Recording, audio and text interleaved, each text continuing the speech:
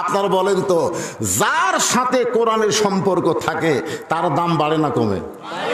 আমির হামজার সাথে কোরআনের সম্পর্ক আছে না নাই? ওর দাম কি জেলত যায় কমিছে না বাড়িছে? হায় হায়, আমার এলাকার এক লোক বলতে, হুজুর আমির হামজাকে যদি ফেব্রুয়ারি মাসে একটা ডেট নিয়ে দেওয়ার পারেন, আপনাকে চাচা করে কয়, তাহলে 1.5 লাখ টাকা দেবো।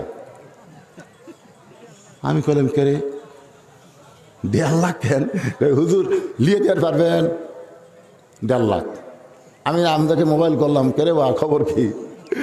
কয় চাচা জেলের থেকে বের হয়ে আমার তো দাম বাড়িতে চাচা, 3 বছরে আমার যে লস আছে 5 মাসেতে আদায় হবে। আমি কইলাম আমির হামজা রে, তোর সম্পর্ক আল্লাহর কোরআনের সাথে থাকার কারণে আল্লাহ তোর দাম বাড়াইয়া দিছে। জোরে করে কথা ঠিক কি না? কোরআনের সঙ্গে যাদের সম্পর্ক তাদের দাম কম না বেশি? অনেকে বুঝতেছে এদেরকে বেড়াতে হলে সমস্যা হবে, এই জন্যই তো ভিতর ঢুকেছে।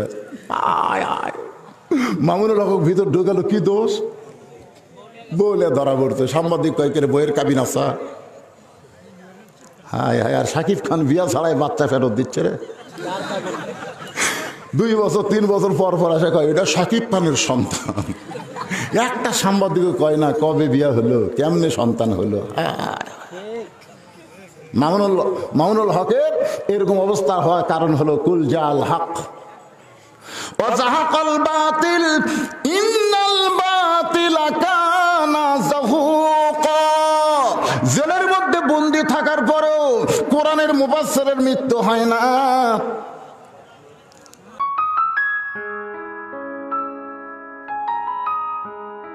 ভোলা মিয়া মদিনাতুল উলুম কওমি হাফিজি মাদ্রাসা এবং এতিমখানার উন্নয়ন কল্পে আজকের এই 14তম বাৎসরিক ইসলামী জলসায় আল্লাহ তাআলা যেনাকে সম্মানিত সভাপতির আসনে কবুল করেছেন, আজকের এই মাহফিলের সম্মানিত সভাপতি জনাব মোহাম্মদ শাহিদাত দোহা চৌধুরী, আজকের এই মাহফিলের সম্মানিত সভাপতিকে অন্তরের অন্তঃস্থল থেকে আমি শুভেচ্ছা জ্ঞাপন করছি। আজকের এই মাহফিলের সম্মানিত প্রধান অতিথি জনাব মোহাম্মদ সাইদুর রহমান সজল, যদিও আসতে পারে নাই, তারপরে আমরা সকলে তার জন্য দোয়া করি, আল্লাহ কবুল করুন, জোরে কোন আমিন। আজকের এই মাহফিলের সম্মানিত অতিথিবৃন্দুর ভিতরে কিছুক্ষণ আগে যিনি আপনাদের সামনে বক্তব্য দিয়ে গেলেন, উপজেলার সম্মানিত চেয়ারম্যান সাহেব সহ যে সমস্ত অতিথিবৃন্দ উপস্থিত হয়েছেন, সকলকেই অন্তরের অন্তঃস্থল থেকে আমি শুভেচ্ছা জ্ঞাপন করছি। আজকের এই মাহফিলের সম্মানিত ওলামায়ে কেরাম, মাইকের সাউন্ড একটু ক্লিয়ার করেন, বম বম করতেছে। যে সমস্ত আলেম ওলামা আপনাদের মাঝে মাঝে বসে আছেন, মঞ্চে উপবিষ্ট আছেন, মাগরিবের নামাজের পর থেকে অগণিত আলেম ওলামা আপনাদের সামনে আলোচনা করলেন। আলেম ওলামা সহ আজকের মাহফিলের বক্তাগণকে অন্তরের অন্তঃস্থল থেকে আমি শুভেচ্ছা জ্ঞাপন করছি। এই মুহূর্তে আমার সামনে যারা বসে আছেন, আপনারা কি মন খারাপ? মনে হয় মন খারাপ। আমি কইলাম শীতের রাত, শীতের রাতে জমে জমে বসলে 2টা লাভ। একটা লাভ হলো মাঝখানে শয়তান বসার চান্স নাই, আর 2 নম্বর লাভ কি আপনাদের শরীরের উষুম আর এক ভাই পাবে। এই জন্য একটু জমে জমে বসাই দরকার। ফাঁকা থাকলে পিছনে থাক, অসুবিধা কি, কিন্তু মাঝে মাঝে যে ফাঁকা, এটা ভালো। আমার ওয়াজে আপনারা প্রথম শুনেছেন 3 জায়গায় ফাঁকা রাখা যায় না। কয় জায়গা? তার মধ্যে একটা হলো কোরআনের মাহফিল। যে কয় বছর করোনা হয়েছিল আমরা অবশ্যই ওয়াজ করিনি, কারণ করোনার মধ্যে চাপে বসাই কঠিন, ঠিক না? স্বামী স্ত্রী রাত্রেবেলা একই কম্বলের নিচে থাকে, একই বিছানায় থাকে, আর বাসে যাওয়ার সময় মাঝখানে এক সিট ফাঁক রাখা লাগে। এই যে মহান একটা বিধি, করোনা থেকে আল্লাহ বাংলাদেশকে হেফাজত করেছে, এখন আর ফাঁকা ফাঁকা বসার দরকার নাই। এই জন্য আল্লাহর হস্তে জমে জমে বসেন। আমার সামনে যারা বসে আছেন, আমি আমার অন্তরের অন্তঃস্থল থেকে আপনাদের সবাইকে শুভেচ্ছা জ্ঞাপন করছি। সম্মানিত মা বোনেরা, পর্দার অন্তরালে বসে বসে যারা আলোচনা শুনতেছেন, মা বোনদের সংখ্যাই মনে হয় আপনাদের চাইতে বেশি নাকি? এলাকার পুরুষের চাইতে মেয়ের সংখ্যা বেশি। মাশাআল্লাহ। যে সমস্ত আল্লাহ জানে, ভোটার লিস্ট দেখেননি আপনাদের উপজেলায় পুরুষ কত ভোটার, নারী কত ভোটার? নারী বেশি না? আমাদের উপজেলাও বেশি, সব জায়গায় নারীরাই এখন বেশি। এবং মাশাআল্লাহ নারীরাও তো আমাদের উপরে আছে, আছে না নাই? হ্যাঁ, নারীরাই আমাদের উপরে আছে। যে সমস্ত নারীরা, মা বোনেরা পর্দার অন্তরালে বসে বসে আলোচনা শুনতেছেন, আমি তাদেরকেও শ্রদ্ধা জ্ঞাপন করে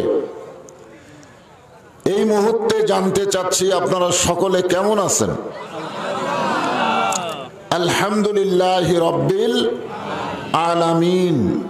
যে আল্লাহ শারীরিক সুস্থতা দান করে মানসিক প্রশান্তি লাভের জন্য আজকের এই জান্নাতের বাগানে কবুল করেছেন, আমরা সে আল্লাহর উপরে খুশি না বেজার? তাহলে জবান খুলে সকলেই বলবো রব্বানা লাকাল হামদ হামদান কাসীরান তাইয়িবান মুবারাকান ফীহি। আমরা এমন একজন আল্লাহর প্রশংসা করলাম যিনি ছাড়া আমাদের কেউ আছে নাই। আল্লাহ রাসূল এক হাদিসে বলেছেন যে আল্লাহ ছাড়া যে আমাদের কেউ নাই তার প্রমাণ হবে হাসরের ময়দানে। জোরে কান কোথায়?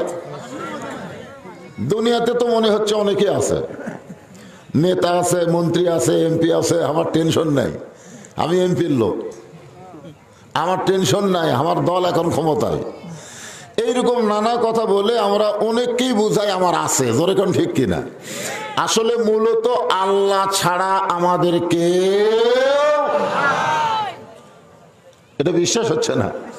হ্যাঁ, একটা গায়ক গানের মধ্যে বলেছেন, কি বলবো প্রসবের কথা, মা বিনে সেই ব্যথা কেউ তো বুঝবে না, মাজন ঠেকিয়া সন্তানের দায় অকালে মা মারা যায়, কেন সে মায়ের ভক্তি করো না, এমন দরদি, এমন দরদি আখেরাতে না ভবে।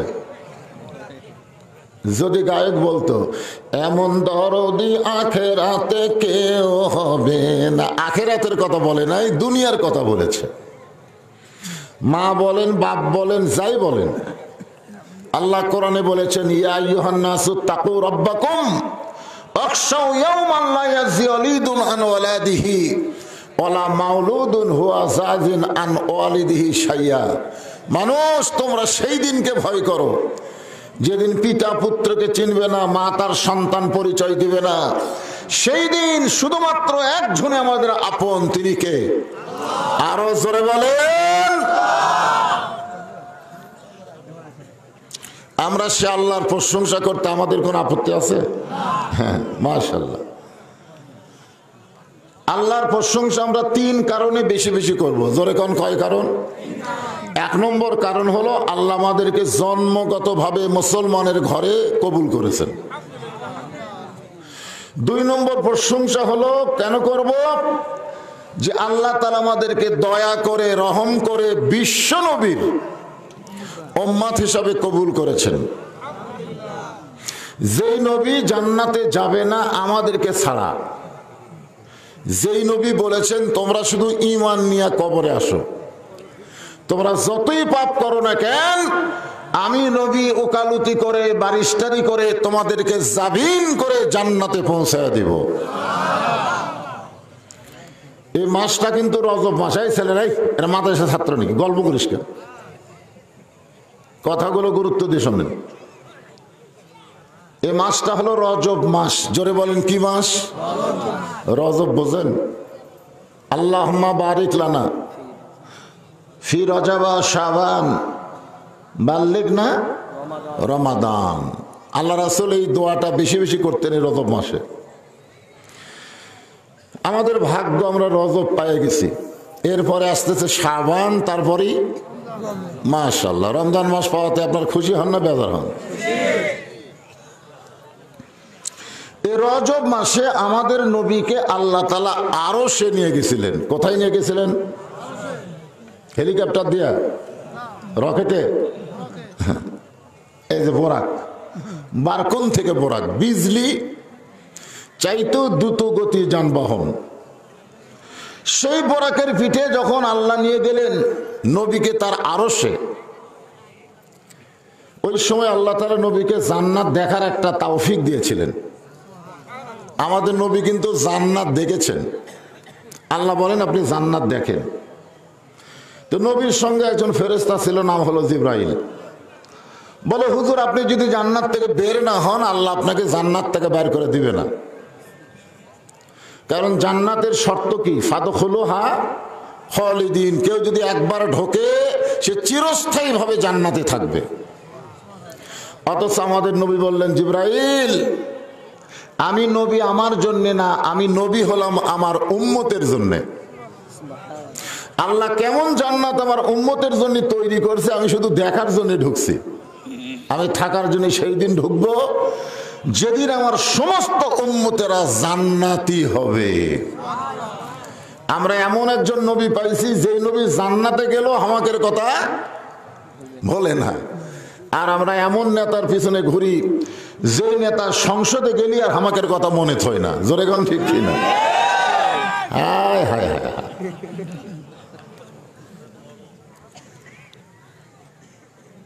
আমাদের কোন নেতার পিছনে থাকা লাগবে, কোন নেতার অনুসরণ করা লাগবে, এ কথা আল্লাহ কোরআনে বলে দেয়নি? দিছে? হ্যাঁ মাশাআল্লাহ। আমরা সেই নবীরে পাইছি নবী হিসাবে। খুশি না বেজার? তাহলে আরেকবার বলি আলহামদুলিল্লাহ। যে কোরআন থেকে আপনাদের আলোচনা শোনানো হবে, আল্লাহর প্রশংসা বেশি বেশি এই কারণেই করব, এই কোরআনটা হলো ভেজাল মুক্ত কিতাব। সুবহানাল্লাহ বলেন। আল্লাহ কোরআনে বলেন, নাহনু নাযালনা যিকরা ওয়া ইন্না লাহু লাহাফিজুন। এখানে বিজ্ঞাপনে অবশ্য লেখা আছে দুইজন ছাত্রকে হাফেজি সনদি পাগড়ি প্রদান করা হবে। আপনারা বিশ্বাস করেন যে দুইটা ছাত্রের মাথায় পাগড়ি দেওয়া হবে, তারা কোনো চেয়ারম্যানেরও বেটা না, এমপিরও বেটা না, তারা হলো গরিবের সন্তান। জোরে কোন ঠিক কিনা? খুঁজলে দেখবেন অধিকাংশ হাফেজ আলেম হচ্ছে গরিবের সন্তান। যার কারণে বাংলাদেশে অচল একজন নায়ক জায়েদ খান। জোরে কোন কি খান?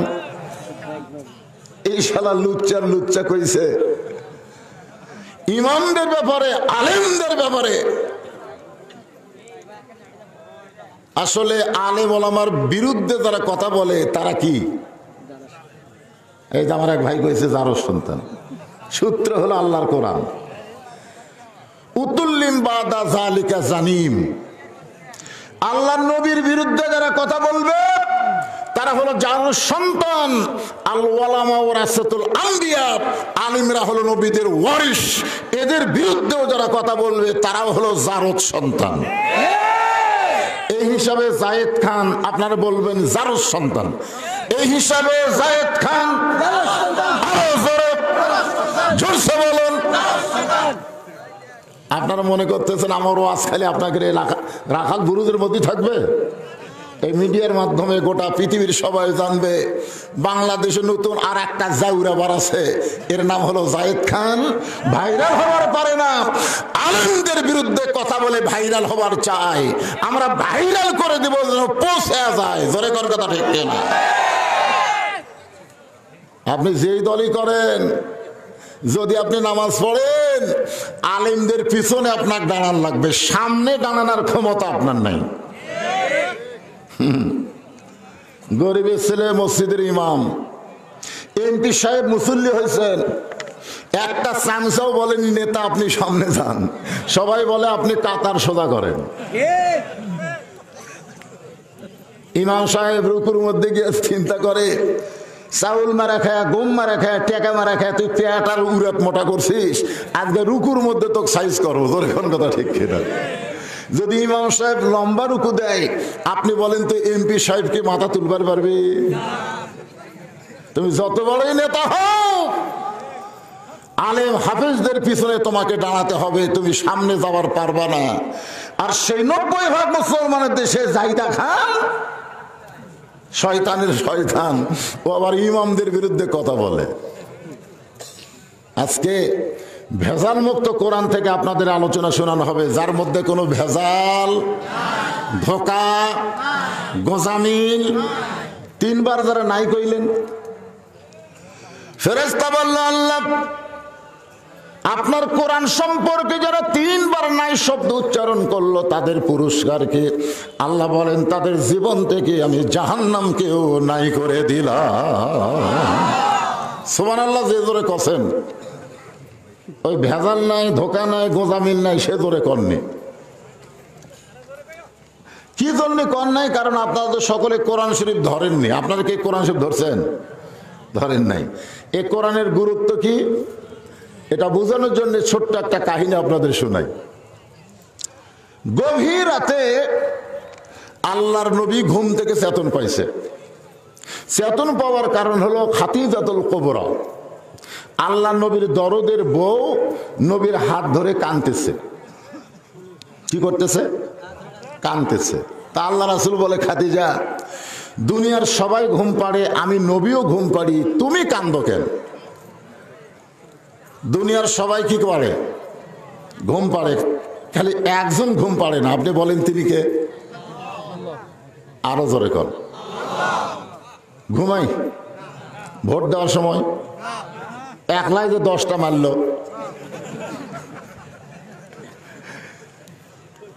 ওই মনে করে ক্যামেরা ফাঁকি দেওয়ার জন্য আমি দরজা জানলা বন্ধ করে সমানে খালি মুড়ি ছিড়বার মারবো নাকি?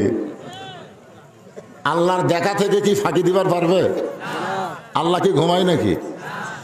একবার মুসা আলাইহিস সালাম আল্লাহকে বলছিলেন, আল্লাহ একলা একলা বসে থাকেন, আপনার ঘুম ধরে না?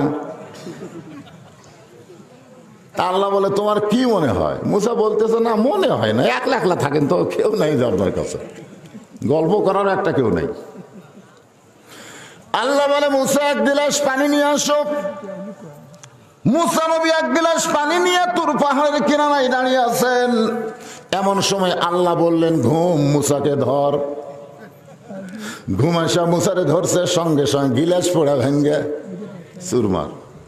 আল্লাহ কয়, মুসা পানির খবর কি? মুসা কয়, আল্লাহ আপনি জানেন না আমার ঘুম আসা? আল্লাহ বলে, মুসা রে, সামান্য সময় 1 গিলাস পানি তুমি যত্ন করে রাখতে পারো না ঘুমের কারণে। আমি আল্লাহর যদি ঘুম থাকতো তাহলে কুল কায়নাত কেমনে রক্ষা পেত? এখান থেকে বোঝা গেল সিনা তাও ওয়ালা নাউম, ঘুম তো দূরের কথা, আমার আল্লাহর তন্দ্রাও নাই। তাই দরজা বন্ধ করে যারা অকাম করতেছো, অশ্লীল ভিডিও দেখতেছো মোবাইলে, মনে করতেছো বাপ মা ঘুমাইছে, কিন্তু আমার আল্লাহ ঘুমাই নাই। বাংলাদেশের মুসলমান জান্নাত পাওয়ার আমল বেশি না, খালি একটা আমল আপনারা করবেন যে আল্লাহ দেখতেছে, ফেরেশতারা লিখতেছে। খালি এই বিশ্বাসটা কলিজার মধ্যে রাখবেন, আপনি যা কিছুই করতেছেন কে দেখতেছে? আল্লাহ।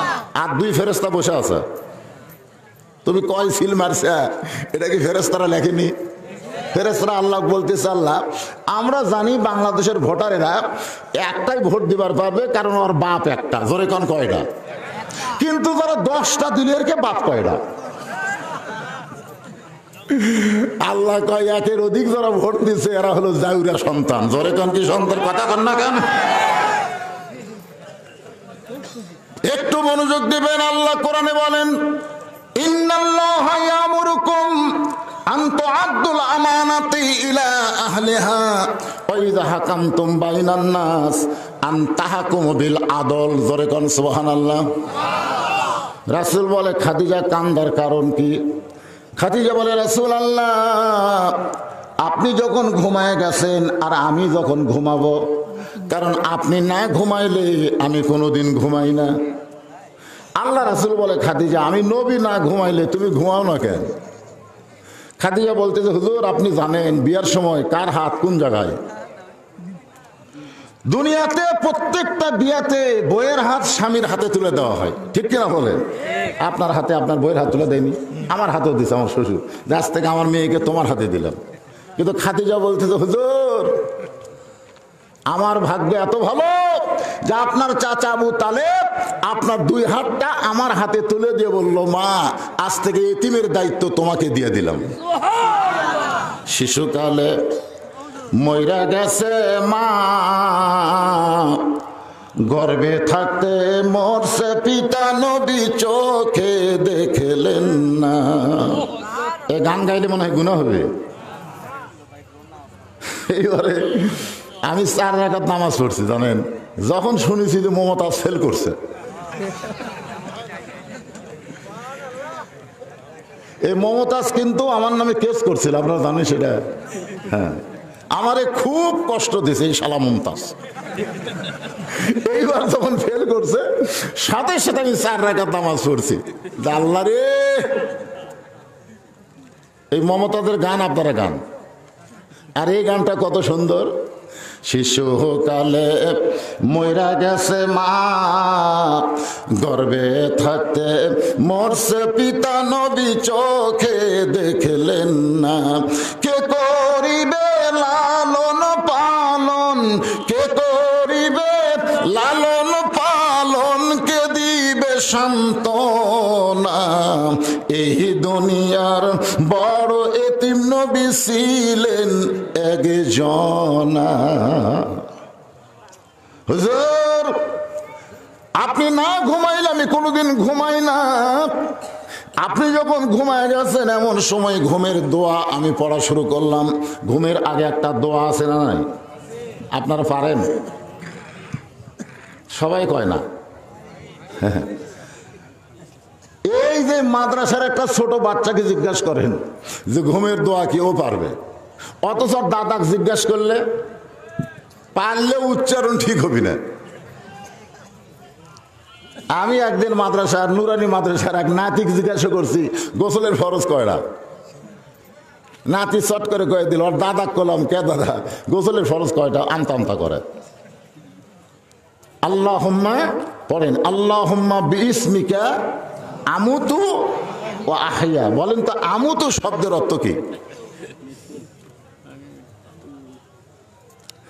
খাদিজাতুল কুবরা বলে রাসূলুল্লাহ, এই আমুতু শব্দ যখন উচ্চারণ করেছি আমি তখন দেখতে পাই আমার সামনে অন্ধকার একটা কবর। আপনি বলেছেন সর্বশেষে যেই ব্যক্তি কবরে যাবে তাকে দুনিয়ার 50,000 বছর থাকা লাগবে। আপনাদের কিছুই মনে হলো না? কয় বছর? যেই কবরে কোনো জানলা নাই, যেই কবরে কোনো দরজা নাই, যেই কবরে কোনো বালিশ বিছানা নাই, সে অন্ধকার কবরে 50,000 বছর আমি একা একা কেমনে থাকবো, এই চিন্তায় আমার চোখে ঘুম ধরে না। আমার দু চোখ দিয়ে দর দর করে পানি পড়তেছে। সঙ্গে সঙ্গে আল্লাহর নবী খাদিজার কপালে চুম্বন দিয়ে বলে, খাদিজা, ওই আল্লাহর শপথ করে বলতেছি, আপনি ঈমান গ্রহণ করার পরে আল্লাহর সঙ্গে যে সম্পর্ক গড়ে তুলেছেন, আল্লাহ আপনার কবরকেও জান্নাত বানায় দিবে। ঈমান গ্রহণ করার পরে আল্লাহর সাথে সম্পর্ক করা লাগবে কি দিয়া?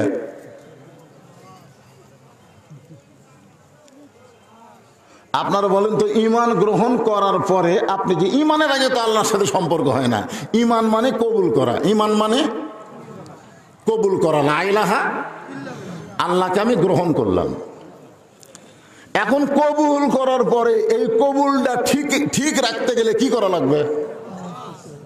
স্বামী স্ত্রী কবুল হয় কি হয় না? হয় না? আমি কিন্তু 91 সালে কবুল করছি। এরপরে কোনোদিন আমার বউ আমারে কইল না যে আমরা সেই 91 সালে কবুল করলাম, আমাদের কবুল ঠিক আছে কিনা, মাঝে মধ্যে একটু কবুল কবুল জিকির করি।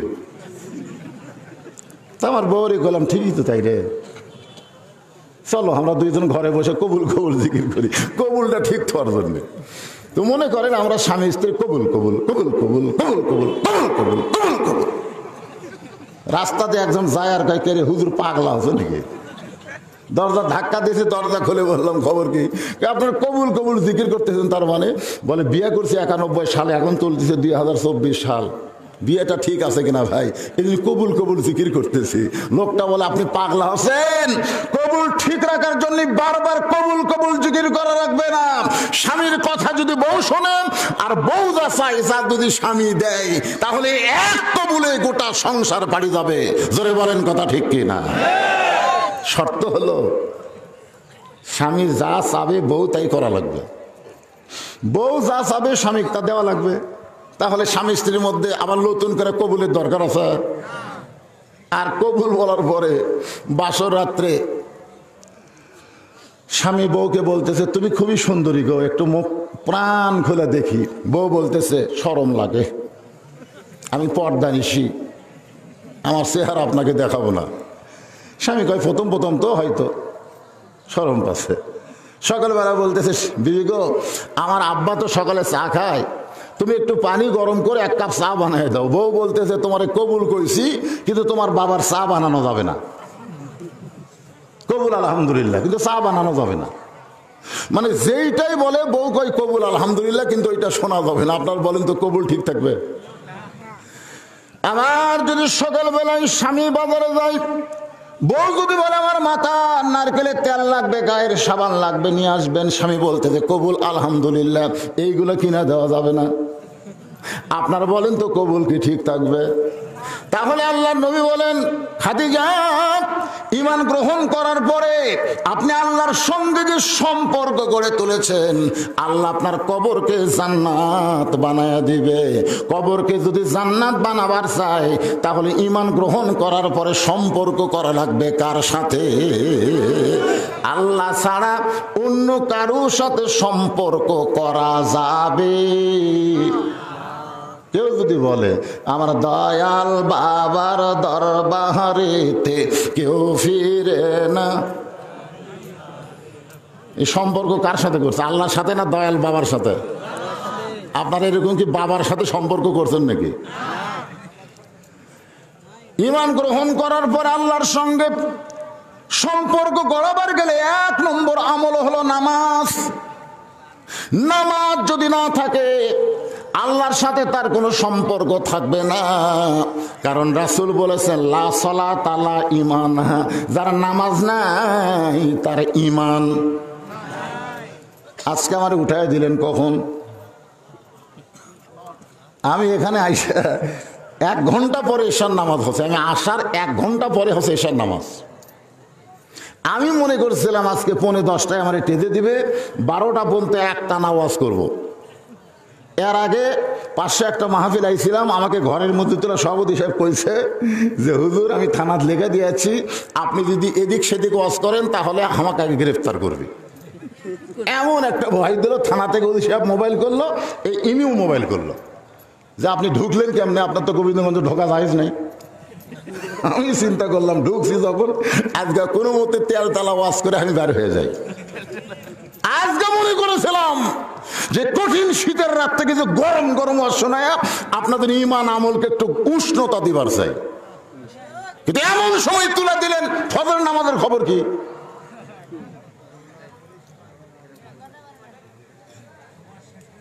আপনারা তো নামাজের চিন্তা নাই, তো নিশ্চয় ঘুমা পড়বেন, আজান কোন দিক দিয়ে গেল ও চিন্তা নাই। ফজরের নামাজ সম্পর্কে রাসূল বলেছেন কেউ যদি নামাজ পড়ে আর সেই নামাজ যদি বাড়িতে পড়ে, মসজিদে না যায়, ও মুনাফিক। মুনাফিক দেখছেন, নামাজ পড়ে মসজিদে যদি জামাতে না পড়ে তাহলে সে মুনাফিক। সে ফজর আমাদের সামনে আছে না নাই? হ্যাঁ, একটু মনোযোগ দিয়ে কথাগুলো শুনবেন। খুব লম্বা চড়া আলোচনা করব না, তাই বলে আবার আপনাদেরকে ফাঁকিও দেব না। ভাইজান একটু মনোযোগ দিয়ে কথাগুলো শোনা লাগবে। আর সবচাইতে বড় খেয়াল হলে যে এই মাদ্রাসা এরা কি হুজুররা নাকি রে, এরা কি হুজুর নাকি রে? কিসের এক নম্বর? অনুনাজ্জিলু মিনাল কুরআনি মা হুয়া শিফাউ ওয়া রাহমাতুল লিল মুমিনিন। পেশাব লাগার পরেও কোরআনের মহব্বতে পেশাব যারা করবার যাবে না, এই কোরআনের বরকতে, কোরআনের ওসিলায় পেশাব জাতীয় যত ব্যারাম আল্লাহ ভালো করে দিবে। আপনারা কি মনে করেন কোরআনের পাওয়ার নাই? যেই কোরআনকে গ্রহণ করে মাথায় টুপি, মুখে দাড়ি, পরনে জুব্বা পরে হযরত ওমরকে আল্লাহ অর্ধ পৃথিবীর বাংলাদেশের মতন ৯৬টা দেশের রাষ্ট্রনায়ক বানাইছিলেন। জোরে কোন সুবহানাল্লাহ। পাওয়ার হলে একটাই, সেটা হলো কোরআন। আজকে আমরা যারা মাথার পাগড়ি পরি সব গরিবের সন্তান, এই জন্য শালা জায়েদ খান যা ইচ্ছে তাই কয়। আজকে মসজিদের ইমাম যদি এমপির বেটা হতো, মসজিদের ইমাম যদি মন্ত্রীর সন্তান হতো, এতক্ষণ জায়েদ খানের চাপা উল্টে যেত। জোরে কোন কথা বল না কেন?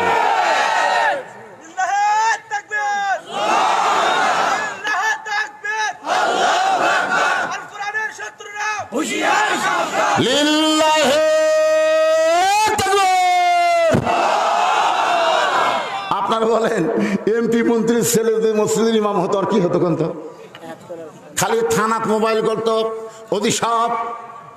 এই মুহূর্তে জায়েদ খানকে ধরে ৫-৭ গোটা ব্যাগ লাগা দেন, কিন্তু আমরা কিছু কবর দাম ভাই, আমাদের উপরে ধরার আইন আছে। ধরে কোন ঠিক কিনা? হ্যাঁ, একটু মনোযোগ দিয়ে শুনবেন। আল্লাহর নবী বললেন, খাদিজা ঈমান গ্রহণ করার পরে আপনি আল্লাহর সঙ্গে যে সম্পর্ক গড়ে তুলেছেন, আল্লাহ আপনার কবরকে জান্নাত বানায় দিবে। এরপরও খাদিজা ফোঁফায় ফোঁফায় কান্দে। রাসূল বলে, খাদিজা আল্লাহ আপনার কবরকে জান্নাত বানায় দিবে, এরপরও কান্দেন কেন?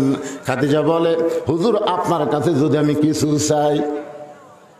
সঙ্গে সঙ্গে নবী ৩ বার নাউজুবিল্লাহ করলেন। ধরে কোন কয়বার? নাউজুবিল্লাহ, নাউজুবিল্লাহ, নাউজুবিল্লাহ। খাদিজা বলে, হুজুর নাউজুবিল্লাহ কেন? আল্লাহ রাসূল বললেন, আল্লাহ ছাড়া নবীর কাছেও চাওয়া জায়েজ নাই। 11 সালে যখন প্রথম হজ করতে গেলাম, আমার যে একটা অভ্যাস আছে বাংলাদেশে কবরের পাশে যায় 2 হাত তুলে দোয়া করা। আমি রাসূলের রওজার পাশে চোরের মতন এক সাইডে থমের ধারে দাঁড়ায় 2 হাত তুলছি। এই মদিনার পুলিশ একেবারে বুঝছেন শগুনের মতন চোখ, কিভাবে দেখলো রে? আমি গোপনে তুলছি, এইভাবে এভাবে আসতে তুলছি। ওই দৌড়ে যায়, আমার হাতের উপর লাঠি দিয়ে একটা ঠাকি দিছে, মানলো হারাম, মানলো। বুঝাচ্ছে নবীর রওজার পাশে হাত তোলা জায়েজ নাই। হাত যদি তুলবার চাস আল্লাহর কাছে তোল, নবীর কাছে তুলবে। ইয়াকা নাবুদু ওয়া ইয়াকা নাস্তাইন, ইবাদত করবা যার, চাইবা একমাত্র তার কাছে। আল্লাহ রাসূল বললেন, খাদিজা আল্লাহ ছাড়া নবীর কাছেও চাওয়া জায়েজ নেই। খাদিজা বলতে, হুজুর আপনার কাছে যা চাবো তা যদি আল্লাহর না থাকে তাহলে আল্লাহ দিবে কেমনে? নবী কয় আল্লাহর নাই, এ কথা বলা যাবে? খাদিজা বলতে, হুজুর সূরা ইখলাস পড়ে দেখলাম আল্লাহর বাপ নাই, আল্লাহর মাও নেই, আল্লাহর বউ নেই, আল্লাহর ছেলে নেই। আল্লাহর তো অনেক কিছুই নাই, যা আমার আছে তা আল্লাহর নাই। আল্লাহর নবী বললেন, খাদিজা তুমি কি বলবার চাও? খাদিজা বলে, নবী গো আমি দুনিয়া থেকে মরে যাওয়ার পর আপনার কাছে 3টা জিনিস চাই। 1 নম্বর হলো ওই যে গাড়ি হীরার মধ্যে 3.5 বছর সাধনা করেছেন, সাধনা করার পরে ফেরেশতা জিবরাইল এসে আপনার উপরে কোরআনের 5টা আয়াত নাজিল হলো। প্রথম শব্দ হলো ইকরা, পড়েন ইকরা। ইকরা মানে কি? পড়ো। ফেরেশতা জিবরাইল বললেন পড়ো, আল্লাহ রাসূল বললেন পড়বো না। জিবরাইল বললেন পড়ুন, আল্লাহর নবী বললেন পড়বো না।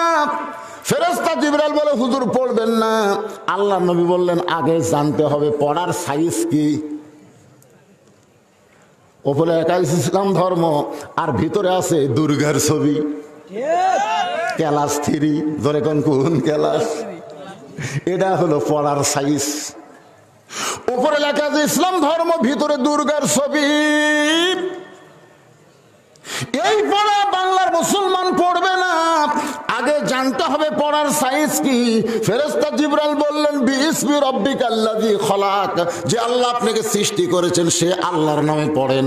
আল্লাহ নবী বললেন আমার কোনো আপত্তি নাই, যে পড়ার মধ্যে আল্লাহ আছে এই পড়াটাই আমি নবী পড়বার চাই। সব পড়া যাবে? আজকে আমরা সব পড়বার চাই। আমাদের ছেলেগুলোকে নষ্ট করছে, লাভ দিয়ে উঠছে কি রে, যা তোর এখনই মাজা গেছে, তোর বউ তো হবি না রে।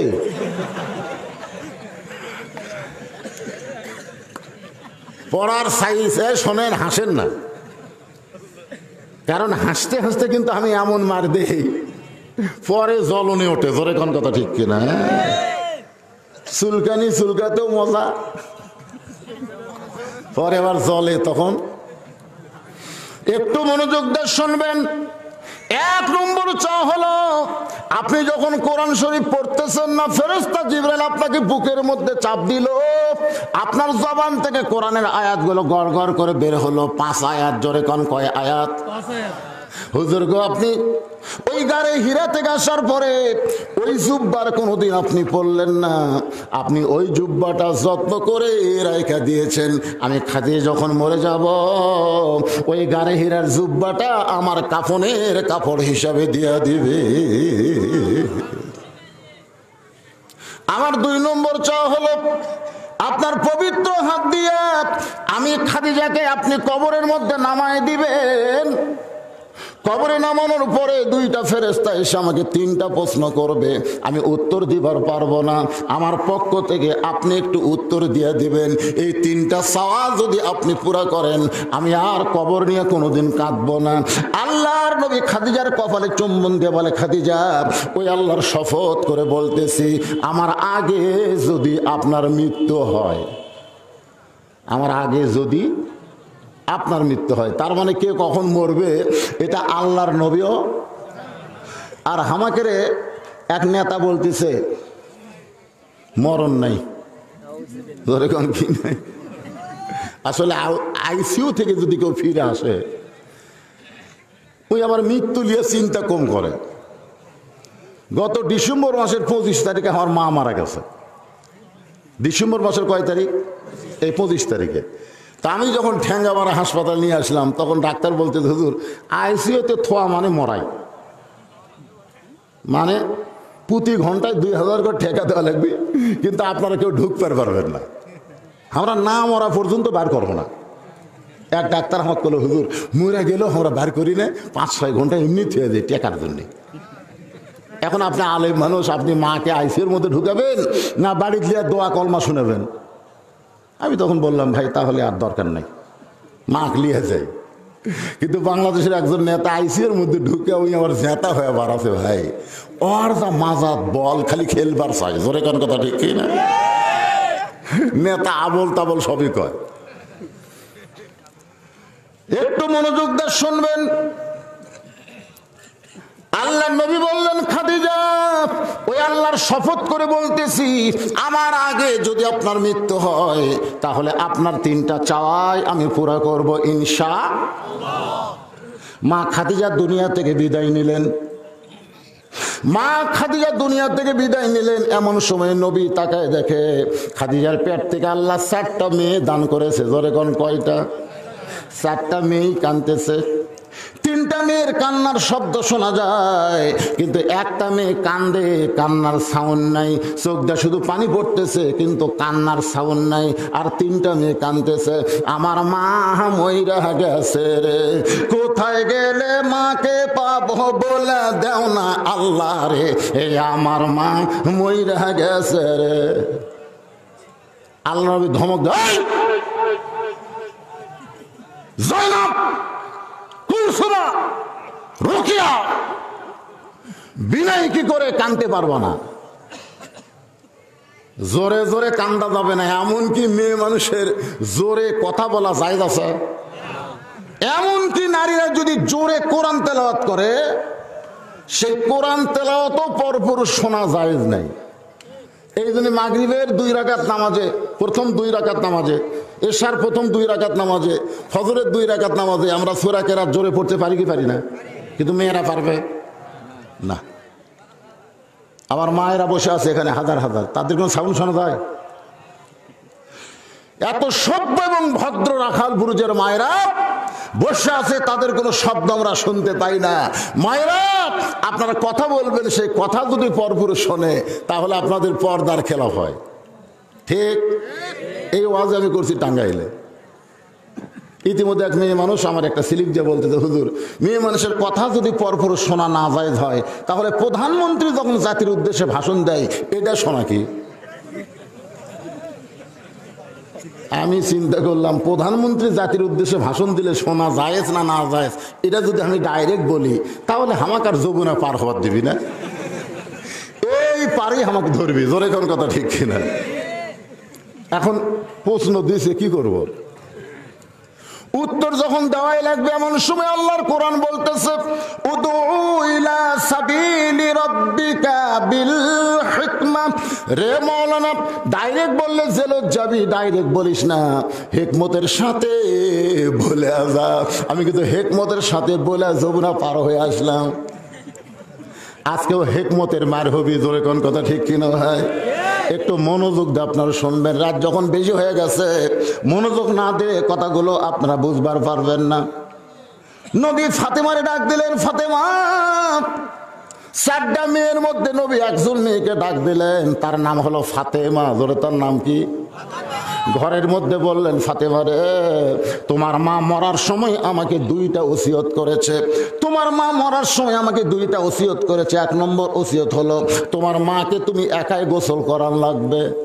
ফাতেমা বলতেছে, বাবা, আমার আরো 3টা বোন আছে, ওদেরকে সঙ্গে না নিয়ে যদি মাকে গোসল করাই ওরা মন খারাপ করতে পারে। রাসূল বলতেছে, ওরা কি মন খারাপ করবে সেইটা পরের কথা, কারণ তোমার মা ওসিয়ত করেছে তুমি একাই তোমার মাকে গোসল করার লাগবে। তোমার মা ওসিয়ত করেছে তুমি একাই তোমার মায়ের গায়ে কাফনের কাপড় পরা লাগবে, অন্য কোনো কেউ সে জায়গায় থাকতে পারবে না। এখন বলেন তো, ওসিয়ত করা জায়েজ আছে না নাই? তাহলে আপনারা ওসিয়ত করবেন মরার আগে, কোন বেনামাজ আমার কবর যেন খুঁড়তে না পারে। কারণ বেনামাজ যদি কবর খোঁড়ে, আপনি কবরে যাওয়ার সাথে সাথে আযাব শুরু হয়ে যাবে। কারণ বেনামাজি মুসলমান না, বেনামাজি হলো ডাহা কাফের। জোরে কোন কথা ঠিক কি না? বাইনাল আবদি ওয়াল কুফরি তরকুস সালাত। বান্দা কাফের মধ্যে পৃথক করার জিনিসটার নামই হলো নামাজ। যারা নামাজ পড়ে তারা হলো আল্লাহর বান্দা, আর যারা নামাজ পড়ে না তারা কি? আমি যেই বলবো বেনামাজি, আপনারা সবাই জোরে বলবেন কাফের। বেনামাজি দেখেন তো কারা কারা বলতেছে না। ও যে একটা লাভটা উঠলো, রে আমি নিজেই নামাজ পড়িনি, আবার কাফের খাবো। আপনারা নামাজ না পড়ে যদি কাফের কাফের মিছিল করেন, আর যদি নিয়ত করেন ফজর থেকে বাকি জীবন এক ওয়াক্ত নামাজ বাদ দেব না, আল্লাহ বলে ফেরেশতা সাক্ষী থাক, ওরা যত নামাজ না পড়ার গুনাহ হয়েছে আমি সমস্ত গুনাহ নিয়ত করার সঙ্গে সঙ্গে মাফ করে দিলাম। তাহলে এখন কি বলা যায়? আমি যেই বলবো বেনামাজি, আপনারা বলবেন কাফের। বলতে পারবেন? বেনামাজি এখন আপনাকে গোরস্থান, আমি মাদ্রাসার পাশে শুনলাম গোরস্থান আছে না নাই? ওই গোরস্থানে কবর কারা খোঁড়ে? নামাজি না বেনামাজি?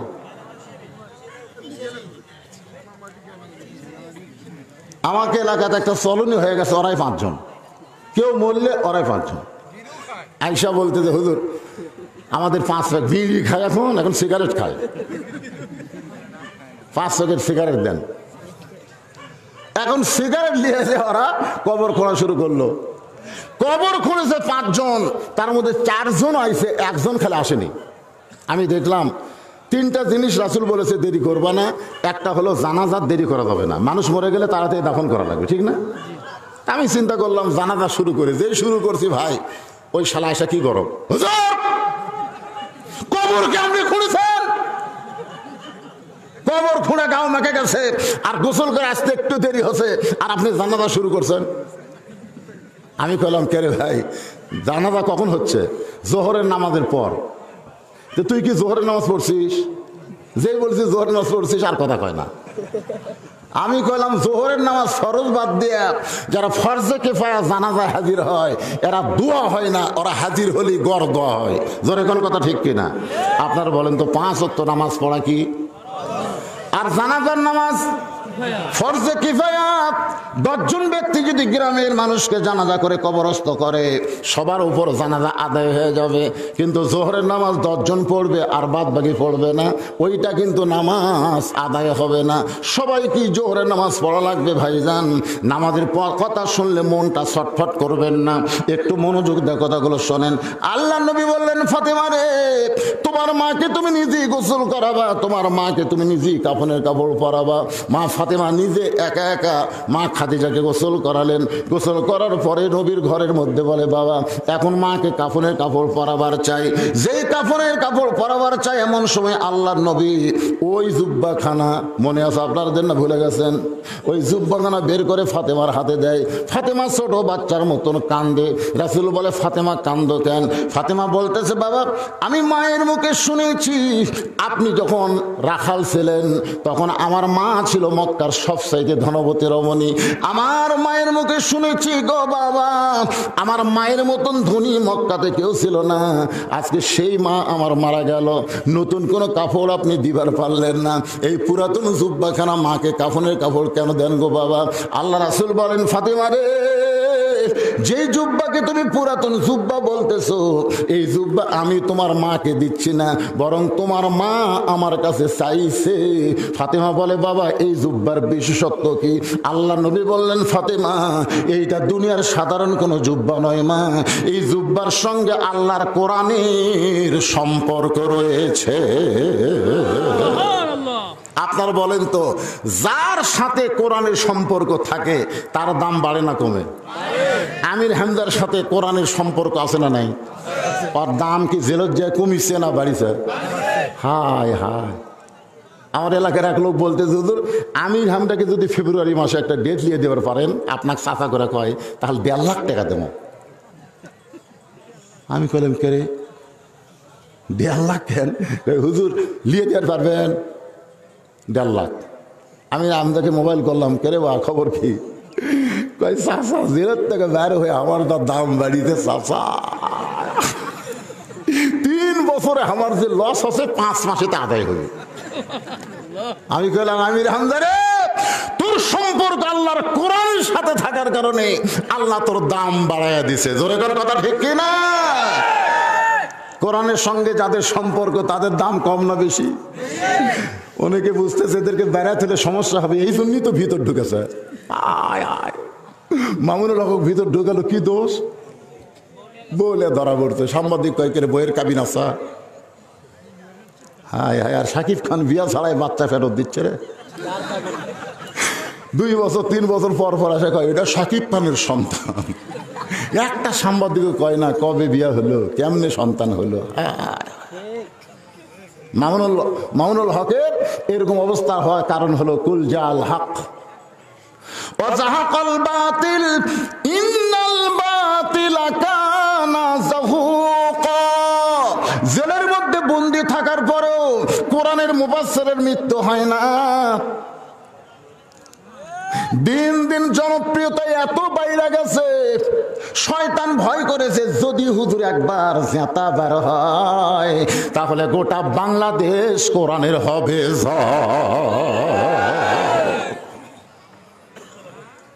একই গাছের কাঠ দিয়ে 3টা জিনিস বানাচ্ছে। কয়টা? একটা হলো খাট, একটা হলো সোফা, আর একটা হলো রেহাল। আপনারা অন্তর থেকে বুঝে শোনা বলেন তো, এই 3টার মধ্যে দাম বেশি কার? আরো জোরে জোরসে বলুন। তাই আপনি কি করছেন ভাই? রেহাল। আপনি যদি আমি কই ভাই রেহালটা নিয়ে খাটটা দাও তো, রেহালের মূল্য আলাদা, তখন আপনারা বলবেন না হুজুর রেহাল নিয়ে খাট দেওয়া যায়। এখনই আপনারা বললেন রেহালের দাম বেশি, এখনই কিন্তু রেহাল দিয়ে শোভা বদল করবো না। তার মানে বাংলাদেশ মানুষ মুখে যা কয় অন্তরে তা কয় না। আল্লাহ কোরআনে বলেছে, লিমা তাকুলু মা লা তাফআলুন। এই কোরআনের সঙ্গে সম্পর্ক রাখার কারণে রেহালের দাম বাড়ে নাই, কিন্তু রেহালের সম্মান বেড়েছে। ধরে কোন কথা ঠিক কথা কন না? আজকে যাদের মাথায় পাগড়ি দেওয়া হবে আপনারা বলেন তো তাদের দাম হয়তো বাংলাদেশে নাই। ডাক্তারের বাপের দাম আছে, ডাক্তার এমবিবিএস ডাক্তার রে, তারই বাপ রে, এর ছেলে বুয়েটের ইঞ্জিনিয়ার রে, হাই রে হাই রে, ইয়ার ছেলে ব্যারিস্টার রে। আপনার গ্রাম দেওয়া ডাক্তার ইঞ্জিনিয়ার ব্যারিস্টার হাঁটা গেলে ওই গোরস্থানের মুখ দিয়ে খুশি হবি না, ওরা মুখ বেঁকা করে থাকবে। আর একটা পাগড়িওয়ালা হাফেজ যদি হেঁটে যায় ওর জুতার পরশে আল্লাহ 40 দিন কবর আযাব মাফ করে দিবি। 40 দিন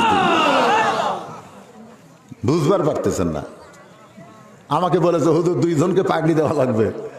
আমি বললাম এখন পাগড়ি দেওয়ার দরকার নাই, এমনি তো রাত বেশি হয়ে গেছে, এরকম একটা সাইজ মতো পাগড়ি দেওয়া লাগবে। সেই 2টা ছাত্রকে আপনার নিয়ে আসেন, টেজত নিয়ে আসেন আস্তে আস্তে। এখন আপনাদের কাছে আমার প্রশ্ন হলো যে কোরআনের সঙ্গে রেহাল সম্পর্ক করার কারণে হঠাৎ যদি মনোযোগ দিয়ে শোনেন, হঠাৎ যদি কোরআন শরীফ নিবার যায় আর রেহাল পায়ের ওপর পড়ে, আপনি তখন কি করেন? এরকম অসতর্ক মুহূর্তে আমার একদিন পড়ছিল, এই কোরআন শরীফ নিবার গেছি, কাঠের রেহাল শর্ট করে পড়ে আমার পায়ের পড়ছে। আমি রেহাল ধরে 3 বার সময় খেয়েছি। রেহাল করছে কেড়ে খাট, এ সোফা একই গাছের মধ্যে তো আমরা ছিলাম, আমি খালি পায়ের উপর পড়ছি রে, আমার 3 বার সময় খাচ্ছে, তোর কে খবর কি? খাট বলতে তো হামাক দা লাগতেই ভাই, ওরা স্বামী স্ত্রী যখন ঘুমায় সেই লাগতে লাগতে শুরু হয়। সোফা বলতে তো আমার উপর পাও তোলা ছাড়া কেউ বসেই না। রেহাল কয় কে রে, তোর কোক লাগতে লাগতে করে, আর আমি পায়ের উপর পড়ছি হামাক সুমা খায়, কারণ কি রে? তখন খাটা রেহাল বলতেছে আমাদের সম্পর্ক হলো মানুষের সাথে আর তোর সম্পর্ক হলো কোরআনের সাথে। আজকে বাংলাদেশে যারা মানুষের দল করে তারা বুঝবার পারতেছে না, আর যারা কোরআনের দল করে আল্লাহ তার খুব বুঝাই দিবে। আজকে এই কোরআনের মাহফিলে কারা কারা কোরআনের দল করবেন 2 হাত তুলে আমার আল্লাহরে দেখান। লিল্লাহি তাকবীর। দরকার হলে জীবন দিব, কিন্তু বাংলার জমিনে আলেম ওলামার বিরুদ্ধে জায়েদ খান অশ্লীল ভাষা বলেছে, শালা বলেছে, লাওতাতকারী বলেছে, ধর্ষণকারী বলেছে, ওই জায়েদকে আমরা ছাড় দিব না। জোরে কোন কথা ঠিক না?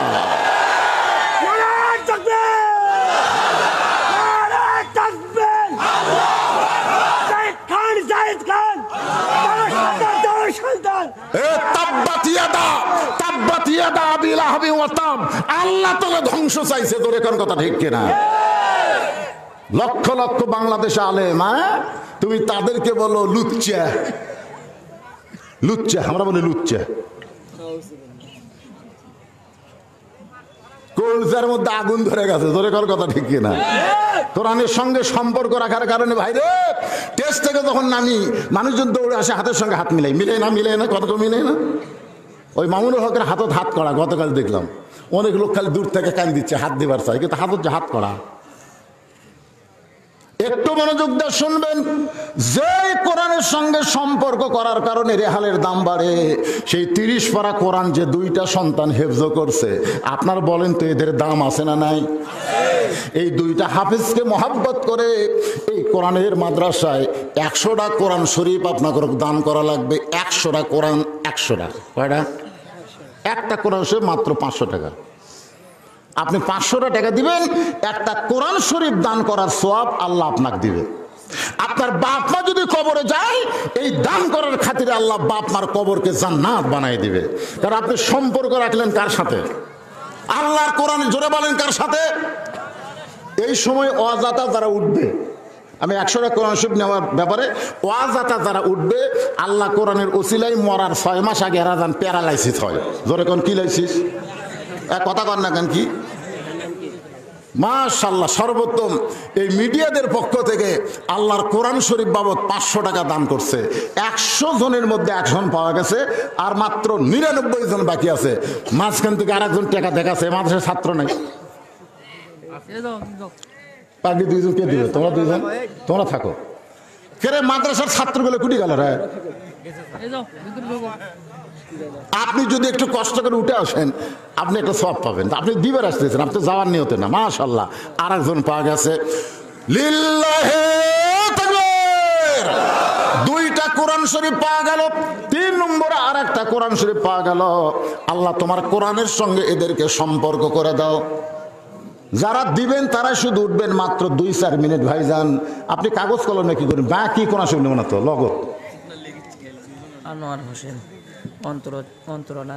অন্তরা চিকিৎসালয় 5,000। অন্তরা চিকিৎসালয়, আনোয়ার হোসেন নগদে 2,000, বাকি 3,000। এই 5,000 টাকা, 3,000 দান আর নগদ 2,000 হলো আল্লাহর কোরআন। 4টা কোরআন বাবদ কবুল করেন শিমুল ভাই। একটা কোরআন শরীফ বাবদ শিমুল ভাই 500 টাকা দান করছে। আল্লাহ তোমার একজন বান্দা বাবু ভাই 2টা কোরআন শরীফ বাবদ 1,000 টাকা দান করছে। আল্লাহ কোরআনের সঙ্গে কবুল করে নেন। আব্দুল হান্নান 5টা কোরআন ওখানে লেখায় দেন, নগদ না বাকি। হেলাল ভাই 2টা কোরআন শরীফ। হেলাল ভাই 2টা কোরআন শরীফ বাবদ 1,000 টাকা দান করেছে। আল্লাহ হেলাল ভাইয়ের দানকে আল্লাহ আপনি কবুল করেন। আর একজন কোরআন শরীফ বাবদ 500 টাকা দান করছে, আল্লাহ কবুল করেন। আর একজন কোরআন শরীফ বাবদ 500 টাকা দান করছে, আল্লাহ কবুল করেন। আর একজন 1,000 টাকা 2টা কোরআন শরীফ বাবদ দান করছে। ভাইরে খালি গোনেন তো ভাই কয়টা হলো? আমি 100টার বেশি কিন্তু নেব না, মাত্র 100টা কোরআন শরীফ চাইছে হাজার হাজার মানুষের কাছে। আমার মায়েরা যারা পর্দার অন্তর আছেন, ইব্রাহিম আল্লাহ তোমার বান্দা জাতির পিতার নামে নাম ইব্রাহিম, কোরআন শরীফ বাবদ 500 টাকা দান করেছে, আল্লাহ কবুল করেন। দেখেন আর খুরসা মুসরা যা আছে সব মিলে 500 হচ্ছে। এই দেখেন 20 টাকার নোট দেখে পাচ্ছেন? তাহলে কি কোরআনের সাথে মহব্বত। আল্লাহ খুচরা মুচরা 500 টাকা দিয়া তোমার একটা কোরআন শরীফ দান করলো। আল্লাহ তার দানকে তুমি কবুল কর, আল্লাহুম্মা আমিন। শাহরুল এত ছোট মানুষকে হাতত পায় না, তাক দেয় মাশাআল্লাহ। আরাফাত কোরআন শরীফ বাবদ 500 আর 100 টাকা দান করছে, আল্লাহ কবুল করেন। কেটে দিল শাহরুল বিএসসি সাহেব। দেখেন বিএসসি তারপরে কোরআনকে মহব্বত করে।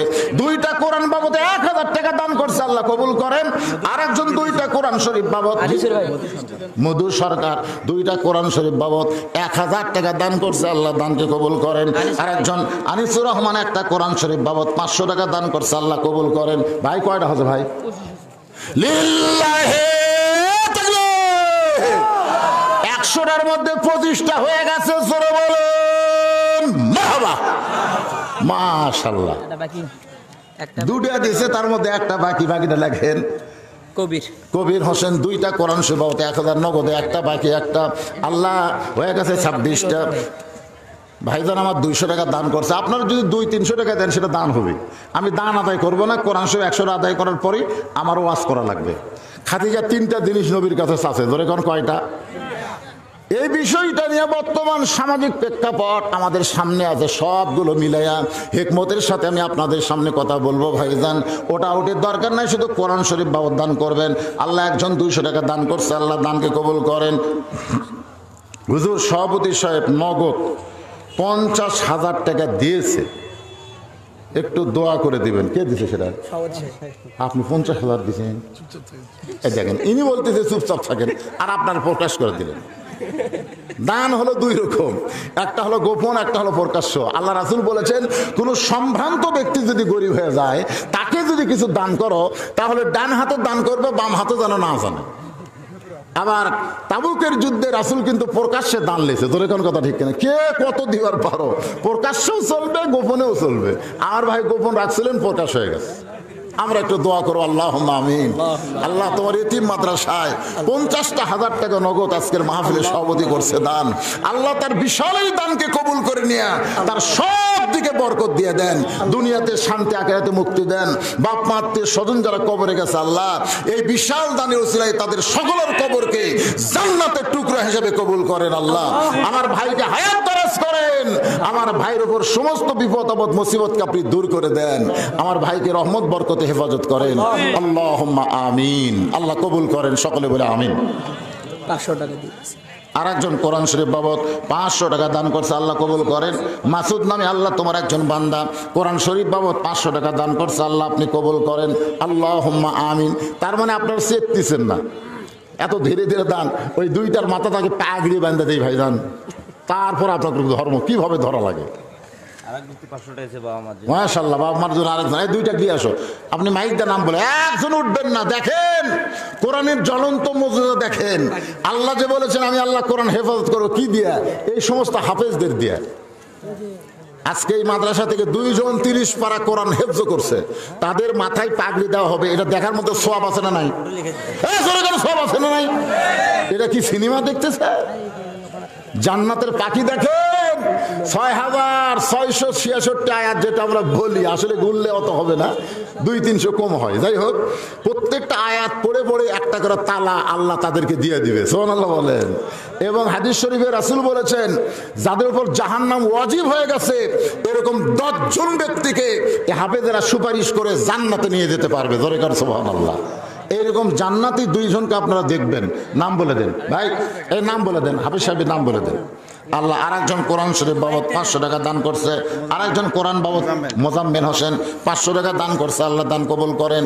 সকলেই বলি আল্লাহুম্মা আমিন। পাগড়ি দেওয়ার আগে কয়টা হলো? লিল্লাহি তাকবীর। 25 টাকা 33 চলে গেছে। আল্লাহ 100টা কবুল করুক। জোরে করে আমিন। আপনাকে টাকা যদি না থাকে বাকি লিখে দেন, যে হুজুর 5 দিন পরে দিব, 7 দিন পরে দিব। কোরআন শরীফ দিলে হবে না, আপনাকে ওই 500 টাকা দেওয়া লাগবে কোরআন শরীফ বাবদ। কেউ যদি মনে করেন 10টার মধ্যে দেন। কি জি আলহামদুলিল্লাহ, আমাদের এখন পাখি পড়ানোর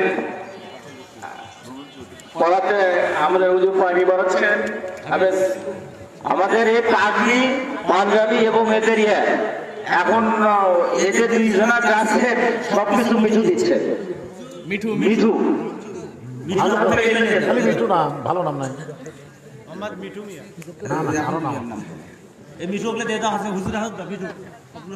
হাফেজ মাওলানা মোহাম্মদ সোহাইব ইসলাম, পিতা মোহাম্মদ মনোয়ার ইসলাম, গ্রাম রাখালপুর সরকারপাড়া, থানা নিজবাড়ি থেকে গোবিন্দগঞ্জ গাইবান্ধা। সোহাইব ইসলাম,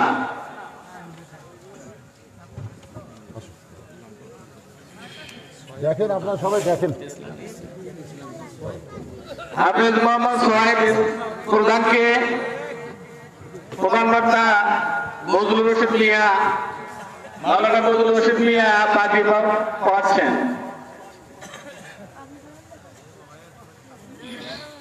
তোমরা ভিডিওর মধ্যে তুলে তো, ভিডিওর মধ্যে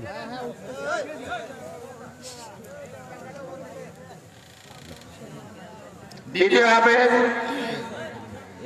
মোহাম্মদ লেবু মিয়া, পিতা মোহাম্মদ আব্দুর রাজ্জাক, গ্রাম কাজিরচর, গোবিন্দগঞ্জ গাইবান্ধা। লজিক ছিলেন জিন্না সরকারের মধ্যে, লজিন্দার হচ্ছে মোহাম্মদ জিন্না সরকার।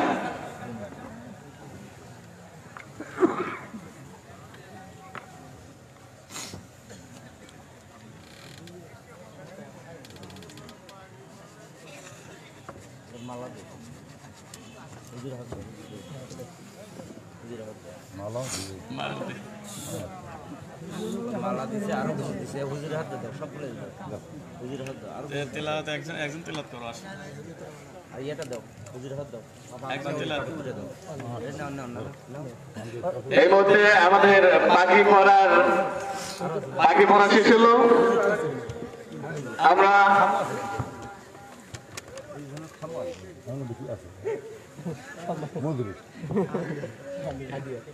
আর 4 জন আমাদের দুটো হুজুর আছে, আমাদের মাদ্রাসা 4 জন হুজুর, তাদেরকে দিছে। মাশাআল্লাহ, এটা তো খুব ভালো।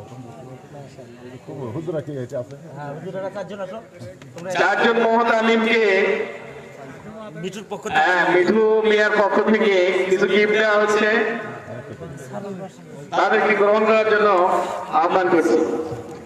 এরপরে 2 জন হাফেজ ছাত্রের মধ্য থেকে একজনকে কোরআন থেকে তেলাওয়াত করার জন্য অনুরোধ করছি। তেলাওয়াত করছেন আর একটা হুজুর তেলাওয়াতের আগে আরেকটু বিরক্ত করেছি।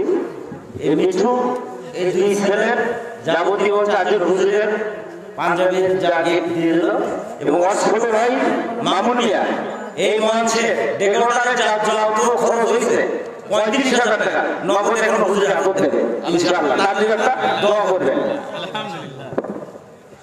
পবিত্র কোরআন থেকে তেলাওয়াত করছেন হাফেজ মোহাম্মদ সোহাইব ইসলাম। ওই 35,000 গোটা। আচ্ছা, দোয়া করুন। আসসালামু আলাইকুম ওয়া রাহমাতুল্লাহ। ওয়া আলাইকুম আসসালাম। আউযু বিল্লাহি মিনাশ শাইতানির রাজীম।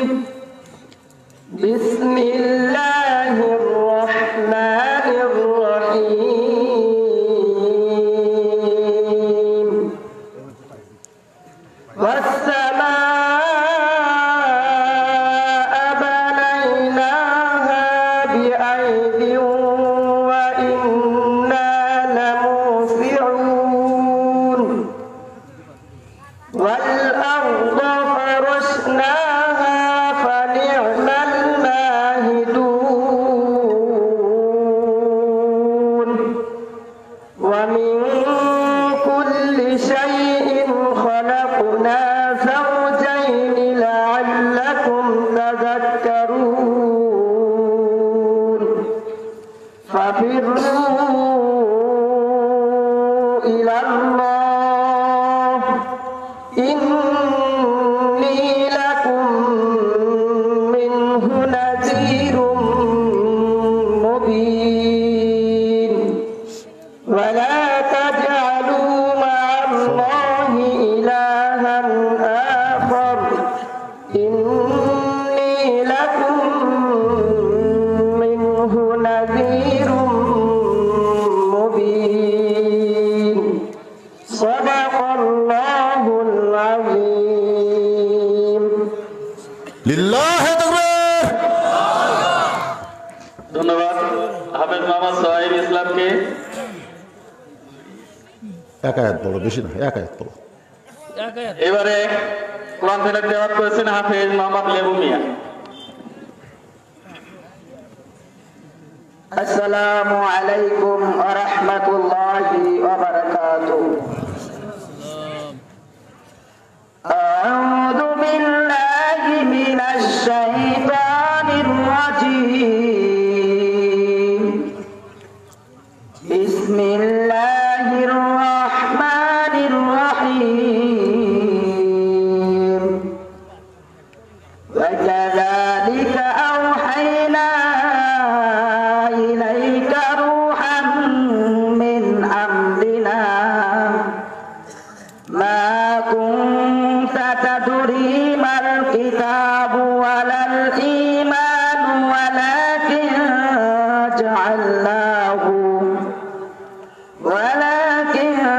جعلناه نورا نهدي به من نشاء من عبادنا وإنك لتهدي إلى صراط مستقيم صراط الله الذي له ما في السماوات وما في الأرض ألا إلى الله تصير الأمور صدق الله العظيم السلام عليكم ورحمة الله وبركاته ধন্যবাদ হাফেজ মোহাম্মদ লেবু মিয়াকে।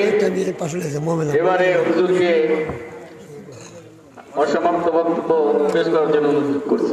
কে দিল এটা? 500 কে দিছে? একজন মোমেনা, হ্যাঁ একজন মহিলা 500 দিছে। না বললে আবার মনে করো টাকা কোথায় গেল। মেয়েদের সন্দেহ কম না বেশি? মোমেনা মা কোরআন শরীফ বাবদ আপনার 500 টাকা পাওয়া গেছে। আল্লাহ জি খতে যার একটা পাওয়া গেছে মেয়েদের মধ্যে খেপছে মাশাআল্লাহ। মা খতে যা আসলে খাতিজা হবে, কোরআন শরীফ বাবদ 500 টাকা দান করছে। আল্লাহ দানকে কবুল করেন, জোরে করেন আমিন। কি রোমেল চৌধুরী চৌধুরী বাড়ি 4টা কোরআন শরীফ বাবদ 2000 টাকা দান করছে। আল্লাহ তার দানকে কবুল করুক, জোরে করেন আমিন।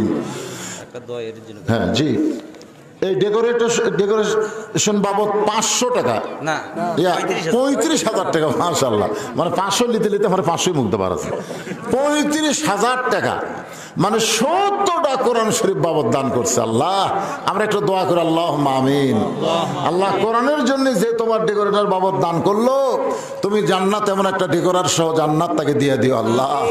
আল্লাহ আমার ভাইজানের ব্যবসা বাণিজ্যের মধ্যে যা কিছু করে তার মধ্যে বরকত দিয়ে দিও আল্লাহ। এক ভাই হাফেজদের মাথায় পাগড়ি পাঞ্জাবি টুপি হুজুরদের গিফট দিল, আর এক ভাই ডেকোরেশন বাবদ টাকা দিল। আল্লাহ দুই ভাইকে বাপ মার যোগ্য সন্তান কবুল করেছো আল্লাহ। এদের ওসিলায় বাপ মাকেও তুমি জান্নাতে কবুল করে নাও বিরহমাতিকা ইয়া আরহামার রাহিমিন। সবাই ভাইজান একটু বিরক্ত না হয়ে সামনের দিকে একটু আসেন, বসেন। ওই যারা পিছনে না আছেন সামনে এসে বসেন আর জিকির করেন লা ইলাহা ইল্লাল্লাহ, লা ইলাহা ইল্লাল্লাহ। আসেন আসেন, আরেকবার আসেন। যতবার জায়গা বদল করবেন প্রত্যেক জায়গা আপনার জান্নাতের সাক্ষী হবে। বলেন সুবহানাল্লাহ। শয়তান বলতেছে জায়গা উষুম হয়ে গেছে, ছাড়িস না। উষুম জায়গা বাদ দিয়ে ঠান্ডা জায়গা বসবি। আপনি তো উঠলেন আর বসলেন, ওটা বসার কারণে 2 বছর আপনার ডাক্তারের কাছে যাওয়া লাগবে না। সবচাইতে বড় ডাক্তার হলো আল্লাহর কোরআন। ধরে কর সুবহানাল্লাহ। একটু মহব্বত নিয়ে জিকির লা ইলাহা ইল্লাল্লাহ, লা, যে একটু গরম পানি, লা ইলাহা, লা ইলাহা ইল্লাল্লাহ মুহাম্মাদুর রাসূলুল্লাহ। 500 টাকা কে? কবির ধর্মপুর 500। আচ্ছা, এলে এখন আর বলবেন না, এমনকি লিখে যান। কোরআন শরীফ কয়টা হলো ভাই? গুনে নি রে। একটু মনোযোগ দিয়ে শোনেন। আল্লাহর নবী বললেন, ফাতেমা, এই জুব্বা সাধারণ কোনো জুব্বা না, এই জুব্বা আমি দিচ্ছি না, বরং তোমার মা আমার কাছে চাইছে। কে চাইছে? নবী দিছে না মা খাদিজা চাচ্ছে? এই ছেলেবেলা রে কেল বাদাম খায় সামনে বসে, আইরে সাইদ রে, ও তো শুনবি না, ঘুমও পারবি না, সিজার করা সন্তান। একটু মনোযোগ দেবেন। আল্লাহর নবী বলতেছেন, আমি চাইনি, তোমার মা চাইছে। মা ফাতেমা বলে, বাবা এই জুব্বার মধ্যে এমন কি আছে? আল্লাহর নবী বললেন, এই জুব্বা সাধারণ কোনো জুব্বা না, এই জুব্বার সঙ্গে আল্লাহর কোরআনের সম্পর্ক রয়েছে। 45? আচ্ছা, 45টা কোরআন শরীফ হয়ে গেছে, আর 5টা আপনার দিয়ে পারবেন না। 100 চাইছি, তাও তো হাফ সেঞ্চুরি হবে, আর 5টা দিয়ে দেন, ইনশাল্লাহ হয়ে যাবে আল্লাহর রহমত। আল্লাহর নবী ফাতেমাকে বললেন, যাও মা, জুব্বাখানা পরাইয়া দাও। মা ফাতেমার সামনে সামনে, নবী আমার পিছনে পিছনে রওনা দিলেন। মা খাদিজার ঘরের মধ্যে ফাতেমা ঢুকলেন, কিন্তু নবী ঢুকতে পারলেন না। নবী দরজায় দাঁড়িয়ে থাকলেন। আল্লাহ নবী দরজায় দাঁড়িয়ে আছে, আর ফাতেমা দরজা বন্ধ করে ওই জুব্বাখানা মা খাদিজার দেহে পরায় দিছে। কিছুক্ষণ পরে দেখে নবী তাকায়া ফাতেমা দরজা খুলতেছে আর মুস্কি মুস্কি হাসতেছে। কিছুক্ষণ পরে আল্লাহ নবী কি দেখে? ফাতেমা দরজা খুলতেছে আর মুস্কি মুস্কি হাসতেছে। নবী চমকে গিয়ে বলে, ফাতেমা, কানতে কানতে তুমি জুব্বা নিয়ে আমাকে কাফন পরানোর জন্য ঢুকলা, আর হাসতে হাসতে কেন দরজা খুললা? ফাতেমা বলতেছে, বাবা কানতে কানতে কেন ঢুকলাম এটাও আপনি জানেন, হাসতে হাসতে কেন দরজা খুললাম এটাও আপনি জানেন। আল্লাহ রাসূল বলে, ফাতেমা, কানতে কানতে তুমি প্রবেশ করলে এটা আমি জানি, কারণ মেয়ে তার মাকে কাফনের কাপড় পরাবে, অবশ্যই কানবে। কিন্তু হাসতে হাসতে দরজা খুললা, এটা আমি নবী জানি না। এ কথার দ্বারা বোঝা গেল আমাদের নবী গায়েব জানে। সবাই জোরে কান, গায়েব জানে। আমাদের বাংলাদেশে কিছু ভণ্ড আছে, তারা বলে নবী শুধু গায়েব জানে না, তাদের পীর পর্যন্ত গায়েব জানে। তার পীর পর্যন্ত কি জানে? আমার ওয়াজের মধ্যে শোনেন নাই, মুরিদের কাছে পীর সাহেব বসে থাকতে হঠাৎ এত জোরে ঝাঁকি মারছে, মুরিদ কাঁথে পড়ে গেছে। মুরিদ ওটা বলতেছে, হুজুর হঠাৎ এরকম ঝাঁকি কেন? কানার কানা, তুই বুঝিস? আমি চোখ বন্ধ করে দেখলাম কাবার ধারে তাক মুরগি খুঁজতেছে, ঘুরতেছে কাবার ধারে। এখান থেকে ইলের ঝাঁকিতে মুরগি খেদালাম রে। মুরিদ কয়, হাই রে বাবা, কোথায় বাবা আর কোথায় কাবা? পায়ের ওপর হাত দিয়ে চুমা খাওয়া শুরু করছে। কিন্তু মুরিদের বউ চিন্তা করে, দেখি তোমার বাবা চোখ বন্ধ করে কাবার কুত্তা খেদায়, মুরগি খেদায়।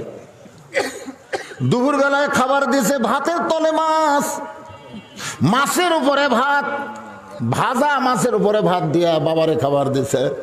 বাবা খালি ভাতের দিকে তাকায় থাকার মুরিদকে বলে, তরকারি দিবি না?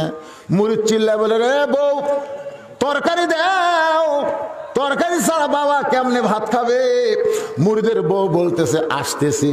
বাবা মনে মনে খুশি, আজকে খাবার উছিলাই মুরিদের বউটাকে পর্যন্ত দেখা যাবে। আসতেছি মানে কি? আপনারা বলেন তো, বাবার জন্য মুরিদের বউ দেখা জায়েজ না হারাম? এজরকান জায়েজ না হারাম? কিছুক্ষণ পর মুরিদের বউ ঝাঁটা নিয়ে হাজির। মুরিদ কই কেরে বিবি তরকারি বাদ দে ঝাঁটা কেন? বউ বলতেছে চোখ বন্ধ করে কাবার মুরগি খেদায় আর ভাতের তলে ভাজা মাছ দেখবার পায় না। এই বাবারে ঝাঁটা পিটা না করলে উপায় থাকবে না। জোরে কোন কথা ঠিক না?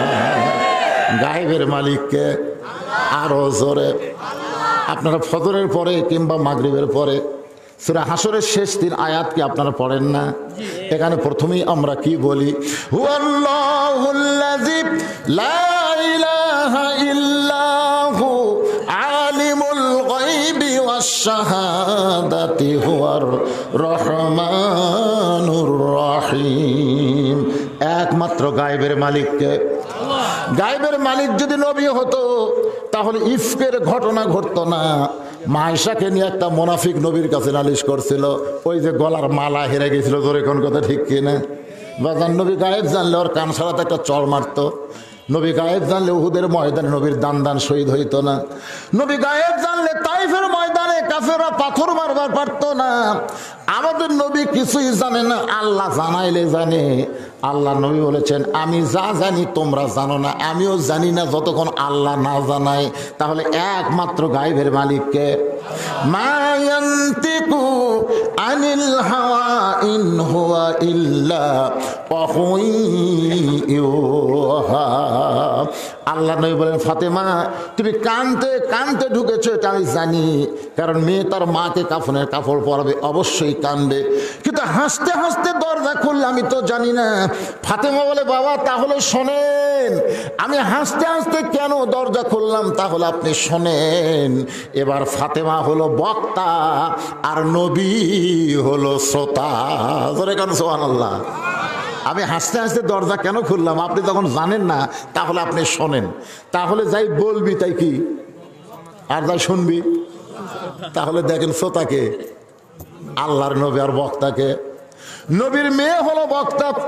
ফাতেমা বলতেছে বাবা আপনার ওই জুব্বাখানা নিয়া আমি ঘরের মধ্যে মাকে পরাবার গেলাম, কিন্তু পরাবার গিয়ে দেখতে পাই ইয়ানজুরু বি নূরিল্লাহ। আমাদের দুই চোখের দেখা না, আমরা দুই চোখ দিয়ে দেখি এরা কার বাড়ি। হায় রে, এই যে রং টং দিয়ে 3 তলা বাড়ি করছে, এটা কার বাড়ি রে? আপনি কন্ত অন্তরে চক্ষু দিয়ে দেখলে ওই বাড়ি দেখবার পাবেন না কবর দেখবার পাবেন? কথা কন কোনটা দেখবেন? কিন্তু যেদিন ডাক পড়িবে কবর মাঝে যাইতে, জোগাড় কিছু করছো বন্ধু তার মাঝে বিছাইতে। সবাই বলেন, বললে গুনাহ হবে না, মনের মধ্যে ফ্রেশ হয়ে যাবে। সবাই বলেন ডানে কবর বামে কবর। বলেন ডানে কবর বামে কবর, নিচে কবর আছে যে, উপর দিকে ছায়া দেখো বাঁশের ছাউনি দিছে কে। সবাই বলেন এমন আযাব দিবে রে ভাই, এমন আযাব দিবে রে ভাই কবরের ওই মাটিতে, গলা ফেটে রক্ত ঝরবে চিৎকারের ওই চোটেতে। ফাতেমা বলে বাবা আপনার জুব্বা আমার মাকে পরাতে গিয়ে তাকায় দেখি আমার মায়ের শরীরে আল্লাহ জান্নাতের পোশাক পরায়া দিছে। কি দেখছে? মায়ের শরীরে জান্নাতের পোশাক পরায় দিছে।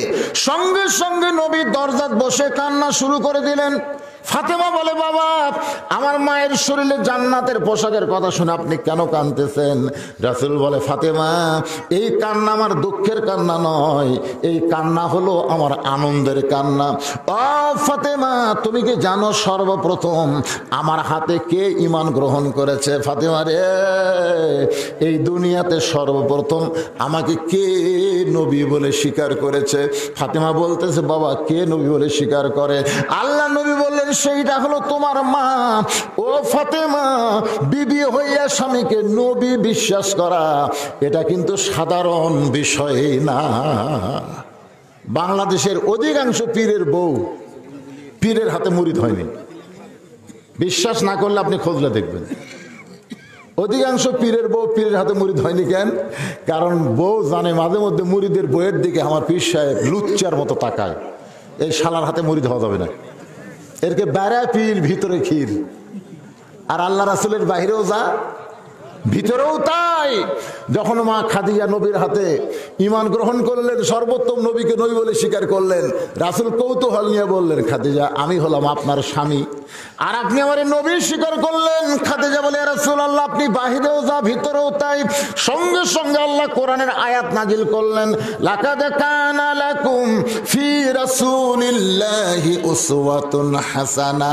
সফলতা যদি অর্থ পাইতে চাও তাহলে পাঁচটা নেতার পিছনে না ঘুরে নবীকে তোমাদের আদর্শের নেতা হিসাবে কবুল করে না। আমার নেতা তোমার নেতা। যারা বলতেছেন না এরা যা বিপদত পড়বেন ভাই, হাসর হবে তামার সানি, উম্মত বলবেন পানি পানি। সেই কঠিন দিনে নবী বিনে, সেই কঠিন দিনে নবী বিনে পানি দেওয়ার সাধ্য কারো নাই। তিনি হলেন আমাদের নেতা, আমার নেতা তোমার নেতা। আল্লাহর নবী নিজের হাতে খাদিজাকে কবরের ঘরের মধ্যে নামায় দিচ্ছেন, নিজের হাত দিয়ে তার বিবিকে কবরের ঘরে নামায় দিচ্ছেন। দু চোখ দিয়ে খালি দর দর করে পানি পড়তেছে। আবু বকর বলে, ইয়া রাসূলুল্লাহ আপনি যদি এমন করে কাঁদেন তাহলে আমরা কেমনে সহ্য করব? আল্লাহ নবী বলে, আবু বকর কলিমার দাওয়াত দিছি আমি দিনের চাইতে রাতে বেশি। আমি রাতে যখন বের হয়ে যাই তারপরে কখন বাড়িতে ফিরে আসব এইটার কোনো সময় আমি খাদিজাকে বলি না। কোনোদিন রাত 12টা বাজে, কোনোদিন 1টা বাজে, কোনোদিন 3টা বাজে। আবু বকর শোনো, যখনই রাতের বেলা বাড়িতে আসি না কেন কোনোদিন খাদিজা বলে আমার ডাক দেওয়া লাগে নাই। আমি শুধুমাত্র দরজার কাছে দাঁড়াই, সঙ্গে সঙ্গে খাদিজা দরজা খুলে দেয়। আমি নবী একদিন আশ্চর্য হয়ে বললাম, খাদিজা আমি তো আপনাকে ডাক দেই না, আপনি কেমনে দরজা খোলেন? খাদিজা বলে, রাসূলুল্লাহ আপনি হলেন মেশকাম্বর, আপনি যখন ঘর থেকে বের হয়ে যান আমি আপনার সঙ্গে যাবার চাই, কিন্তু আপনি আমার সাথে নেবেন না বলে আমি দরজার কাছে দাঁড়িয়ে থাকি। হুজুর আপনি আসা মাত্রই দরজা খুলে দেই। নবী খাদিজার কপালে চুম্বন দিয়ে বলে, খাদিজা আপনি কি তাহলে ঘুমাবেন না? খাদিজা বলে, হুজুর ওই দিন একলা ঘুমাবো যেদিন আমার মরণ হবে, আপনি ছাড়া আমি একলা ঘুমাবো না, আপনি না ঘুমাইলেও আমি ঘুমাবো না, আমি সেই দিন একলা ঘুমাবো যেদিন আমার মরণ হবে। আজকে খাদিজা আমার কবরে গেল, আমার খাদিজা একা একা ঘুমায় গেল, আমার জন্য কে দরজার কাছে দাঁড়িয়ে থাকবে? আল্লাহ নবী কবরে মাটি দেওয়ার পরে সবাই যখন কবর থেকে চলে যায়, নবী মা খাদিজার কবর ছাড়ে না, ঘন্টার পর ঘন্টা নবী কবরের পাশে দাঁড়িয়ে থাকে। আল্লাহ বলে, হাবিবরে সব সাহাবী আপনার চলে গেল, কিন্তু আপনি কি খাদিজার কবর ছাড়বেন না? নবী বলে, আল্লাহ আপনি কি খাদিজার কবরে মুনকির নাকির পাঠাবেন না? মুনকির নাকির খাদিজারে 3টা প্রশ্ন করবে, খাদিজা আমার উত্তর দিবার পারবে না, আমি একটু খাদিজার পক্ষে উত্তর দিবার চাই। আল্লাহ বলে, হাবিব রে আপনি মনে করছেন আপনি খাদিজারে একলাই ভালোবাসেন, আজকে শুনে নেন আপনি নবী যেমন খাদিজারে ভালোবাসেন আমি আল্লাহ তেমন ভালোবাসি। আপনি কি মনে করছেন খাদিজা খালি আপনার? খাদিজা আপনার বিবি, আপনার উম্মত আর আমার বান্দি। জোরে কোন সুবহানাল্লাহ। কবরে আসার আগে যে কবর নিয়ে কান্দে, কবরের হিসাব নিকাশ নিয়ে চোখের পানি দিয়ে বালি ভিজায় দেয়, আমি আল্লাহ এত নিষ্ঠুর না। আপনারা যারা নামাজ পড়ে কবরে যাবেন আপনারা কি মনে করছেন? মুনকির নাকির কবরে গিয়ে যখন বলবে মান রব্বুকা, তোমার রবকে, তখন আপনার ঘুমই ভাঙবে না জানেন? আপনার পক্ষ থেকে আপনার নামাজ খাড়া হবে, নামাজ খাড়া হয়ে বলবে এই মুনকির নাকির এই কাকে রব সম্পর্কে প্রশ্ন করতেছে? আর দুনিয়া সিজনুল মুমিনিন, দুনিয়া হলো মুমিনের জেলখানা, দুনিয়া শান্তি পায়নি, এখানে পুলিশ ধাবড়াছে, আলুর বাগুরের মধ্যে লুকা থাকা লাগছে। কোরআনের বিজয় আন্দোলন করার কারণে বাড়ির মধ্যে থাকবার পারেনি, বাসানার মধ্যে লুকা থাকছে, কেবল কবর চাষে একটু ঘুমাচ্ছে। আর মান রব্বুকা কি রে? মুনকির নাকির চমকটে বলতে, ভাই তুমি কে? আমি ওর নামাজ। মান রব্বুকার উত্তর শুনবো? তেমন কি নাকি কি উত্তর? বলে উত্তর হলো সারা জীবনে কয় ওয়াক্ত নামাজ পড়ছে হিসাব দে। মুনকিন নাকির কয় আমাকে তো ক্যালকুলেটার নেই। তো ক্যালকুলেটার নেই তো কি প্রশ্ন? এই কয় রাকাত নামাজ পড়ছে জানিস? মুনকিন নাকির কয় তাও জানি না। কেরে পাগলা যখন মসজিদের মধ্যে গেছে, এই ঘুম পাড়তেছে, ওই মসজিদে ঢুকাই নামাজের নিয়ত করাই বলছে আলহামদুলিল্লাহ রব্বিল আলামিন। রুকুত যায় কইছে সুবহান রাব্বিল আযীম, সিজদাত যায় কইছে সুবহান রাব্বিল আলা। কিন্তু দুনিয়াতে এতবার রব রব রব রব করে কেবল কবরত ঘুমেছে, আবার রব। মুনকিন নাকির কয় আল্লাহ তোমার বান্দাকে মান রব্বুকে প্রশ্ন করার পরে নামাজ যে খেবা খেয়েছে, আল্লাহ কই যে নামাজ না কবরে আইছে, তার রবের উত্তর হয়ে গেছে। জোরে কান সুবহানাল্লাহ। কেরে ফজর বাদ দেওয়া পাটি আজান দিলে ভাই এর 2.5 হাত হয়, 2.5 হাত। আগে ছিল 3 হাত, 3.5 হাত। যে আজান শুরু হচ্ছে তখন ওই কম বলে না মাথার উপর দেয়, পাও টানা বুকের কাছে লাই, বাইরে থেকে মনে হবে চাউলের বস্তা ঠেকাতে হচ্ছে। ধরে কোন কথা ঠিক কিনা? খালি কম্বল টান দিয়ে দেখেন, কম্বলের তলে ওর সাইজ আর সকালবেলা সাইড টিপে কুত্তের সাইজ, একই সাইজ। কি আজকে কারা কারা ফজরের নামাজ পড়বেন না? হাত তোলেন তো দেখি। কি রে, কারা কারা ফজরের নামাজ পড়বেন না? শোনো নাই, তার মানে আজকের মাহফিল সার্থক হয়ে গেল। জোরে কোন সুবহানাল্লাহ। ভাই যে ব্যক্তি ফজরের নামাজ পড়তে পারবে, বাকি 4 ওয়াক্ত নামাজ আল্লাহ তার জন্য সহজ করে দিবে। সুবহানাল্লাহ কোন না কেন? খালি আপনি ফজরের জিম্মাদারি হন, বাকি 4 ওয়াক্ত নামাজের জিম্মা কে নিবে? আরো জোরে বলেন। একটু মনোযোগ দিয়ে শুনবেন। 2 নম্বর প্রশ্ন করবে মুনকির নাকির, ওমা দিনুকা, তোমার দিন কি? দিন কায়েমের আন্দোলন যারা বাংলাদেশে করতেছে, দিন কায়েমের আন্দোলন জোরে কান কি কায়েম? শুধু কোরআনের ওয়াজ করে না, এ কোরআন বিজয়ের আন্দোলন যারা করতেছে। বাংলার জমিনে মানুষের তৈরি আইন দিয়ে চলবে না, আল্লাহর কোরআন দিয়ে চলবে। এই আন্দোলন যারা করতেছে জেলের মধ্যে ঢুকতেছে, মাঝে মধ্যে পুলিশের ভয়ে আলুর বাগড়ের মধ্যে লুকা থাকা লাগতেছে। ইসলামী আন্দোলন তাদের পক্ষে, তার পক্ষে উত্তর দিয়া বলবে, রে মুনকির নাকির, কাকে ওমা দিনুকা প্রশ্ন করো। দিনের জন্য বাংলাদেশে কত কষ্ট স্বীকার করেছে। আল্লাহ বলে যার জীবনে দিন কায়েমের আন্দোলন আছে, ওমা দিনুকা প্রশ্নের উত্তর তার হয়ে গেছে। 3 নম্বর হচ্ছে আমার নাবিউকা, তোমার নবীকে। বিকেল বেলা দাড়ি কামাছে আর শালা সকাল বেলায় মরতে পারে, এরকম লোক নাই? বিকেল বেলা দাড়ি একটা ক্লিন সেভ করছে আর সকাল বেলায় হার্ট অ্যাটাক করে মরছে। কবরের মধ্যে যখন থুই আইছে, মুনকির নাকির ওর মুখের দিকে না তাকায়, বুঝতেছেন না? আমার নাবিউকা, তোর নবীকে। নবী দূর থেকে এসে বলবি ওর সোফা দেখতো, ওর সোফার দিকে তাকে দেখ, ওই ডবল বুশ তেল তালা করে দাড়ি কামে আমাকে নবী বলবি, আর আমিও নবী স্বীকার কর্ম। যেই দাড়ি রাখার জন্যে এক মেয়ে আমাকে বলতে যে হুজুর, আমার স্বামীকে নিয়ে যখন রাস্তার যাই, প্রত্যেকটা মেয়ে মানুষ আমার স্বামীর দিকে তাকা থাকে। হুজুর, আমার খুব খারাপ লাগে, আমার স্বামী আমার একলা, অন্য মেয়েরা তাকা থাকবে কেন? আমি মেয়েকে বললাম, মা তোমার স্বামীকে যদি তোমার একলা করবার চাও তাহলে চাচা বানাও। মেয়ে কয়, হুজুর চাচা কেমনে বানাবো? তোর চাচা নয় রে পাগলি, তোর চাচা। হুজুর কার চাচা? বলে যে মেয়েরা তোর স্বামীর দিকে তাকা থাকে তারকে চাচা বানা। তো বলে হুজুর কেমনে? বলে হাত পাও ধরে আর দাড়ি থোয়া, যেভাবেই হোক আর দাড়ি থোয়ার একটা ব্যবস্থা কর। ওই দাড়ি থোয়াছে, দাড়ি 4 আঙ্গুল হয়ে গেছে। আমার কারণ মোবাইল কথা, হুজুর আমি স্বামী গিয়ে ঘুরি, প্রত্যেক মেয়ে কেউ তাকায় না, যারা তাকায় তারা কয় চাচা কেমন আছেন, চাচা যেই কয় আমি তোর খুশি হয়ে যাই, যা আর কোনো টেনশন নেই। আমার মায়েদের জন্য একটা ডোজ দিলাম, মা আপনার স্বামীরে যদি কোনো মেয়ে মানুষকে দেখাতে না দেখার জন্য তৈরি করেন, তাহলে মুখে দাড়ি রাখান। আর দাড়ি নিয়ে যখনই চলবেন তখন নানা ধরনের শয়তান আপনাকে সন্দেহ করবে। ধরে কোন কথা ঠিক কিনা? হয় জম্বি, জিএমবি না জঙ্গিরা। এই দাড়ি নিয়ে যারা কবরের মধ্যে আইছে, আমাকে নবী বলার আগে আমি নবী তাকে উম্মাত হিসাবে স্বীকার করে নিলাম।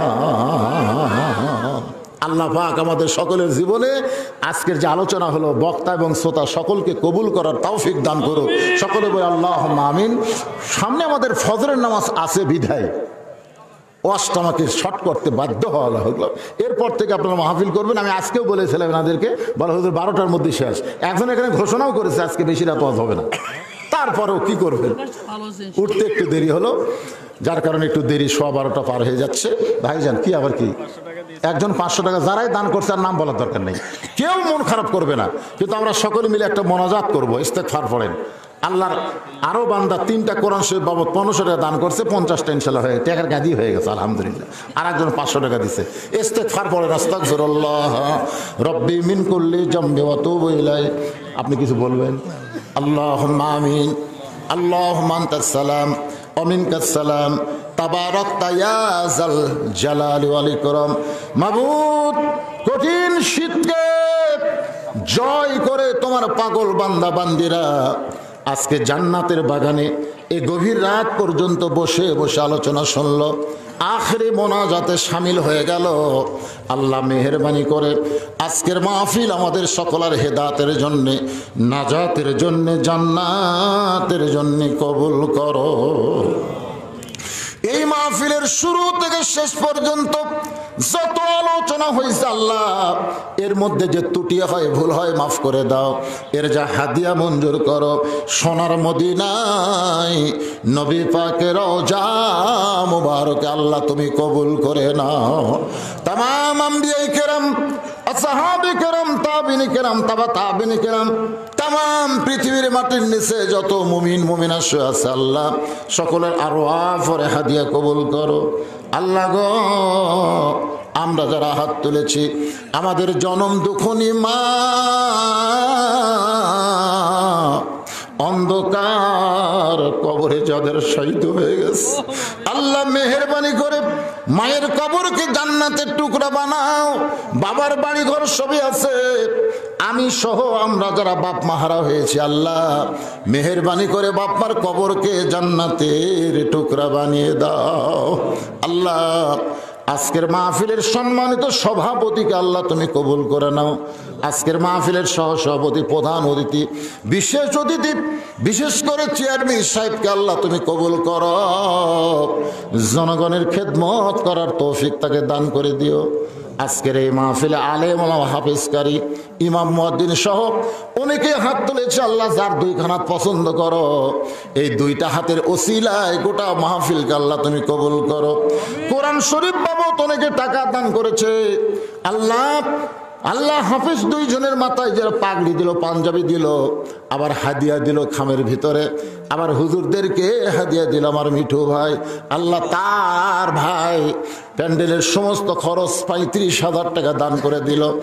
আল্লাহ তারা অনেকেই অনেক টাকা দান করেছে, কেউ বেশি কেউ কম, এমনকি গামছার মধ্যে 10টা টাকা হলেও যারা দান করেছে আল্লাহ সকলের দানগুলোকে জান্নাতের বিনিময় হিসেবে কবুল করো। আমার মা বোনেরা পর্দার অন্তরালে বসে বসে শুনলো, আবেদা সালিহা পর্দা নিয়ে কবুল করে। মা ফাতেমার চরিত্র দান করো আল্লাহ। ফিলিস্তিনের মুসলমানকে তুমি হেফাজত করো, ইসরায়েলের ইহুদি থেকে বাইতুল মুকাদ্দাসকে তুমি হেফাজত করো, পৃথিবীর মানচিত্র থেকে ইহুদিদেরকে আল্লাহ তুমি ধ্বংস করে দাও। আয় আল্লাহ তাআলা, আমি সহ আমরা যারা অসুস্থ আছি আল্লাহ সুস্থতার নিয়ামত দান করো। কে কোন নিয়তে হাত তুলেছে আল্লাহ সকলের নেক নিয়ত নেক আশা কবুল করো। যার নামে মাদ্রাসা আজকে সে দুনিয়াতে নাই আল্লাহ, তার কবরকে জান্নাতের টুকরা বানায় দাও। মাদ্রাসার কমিটির সভাপতি, মাদ্রাসার সেক্রেটারি, মাদ্রাসার ক্যাশিয়ার, মাদ্রাসার সদস্য, মাদ্রাসার মুহতামিম, মাদ্রাসার ওস্তাদ, মাদ্রাসার তালবে ইলম আল্লাহ সকলকেই তুমি কবুল করো।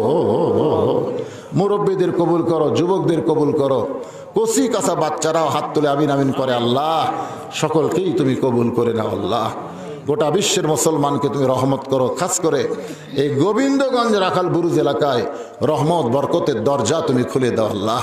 এই মাদ্রাসার জায়গা দিয়ে মাদ্রাসা তৈরি করে মাদ্রাসার জন্য হিতাকাঙ্ক্ষী হয়ে আজকে যারা কবরে চলে আসে রাখাল বুরুজের গোরস্থানকে তুমি জান্নাতের বাইতুল্লাহ, জান্নাতুল বাকি হিসাবে কবুল করে নাও আল্লাহ।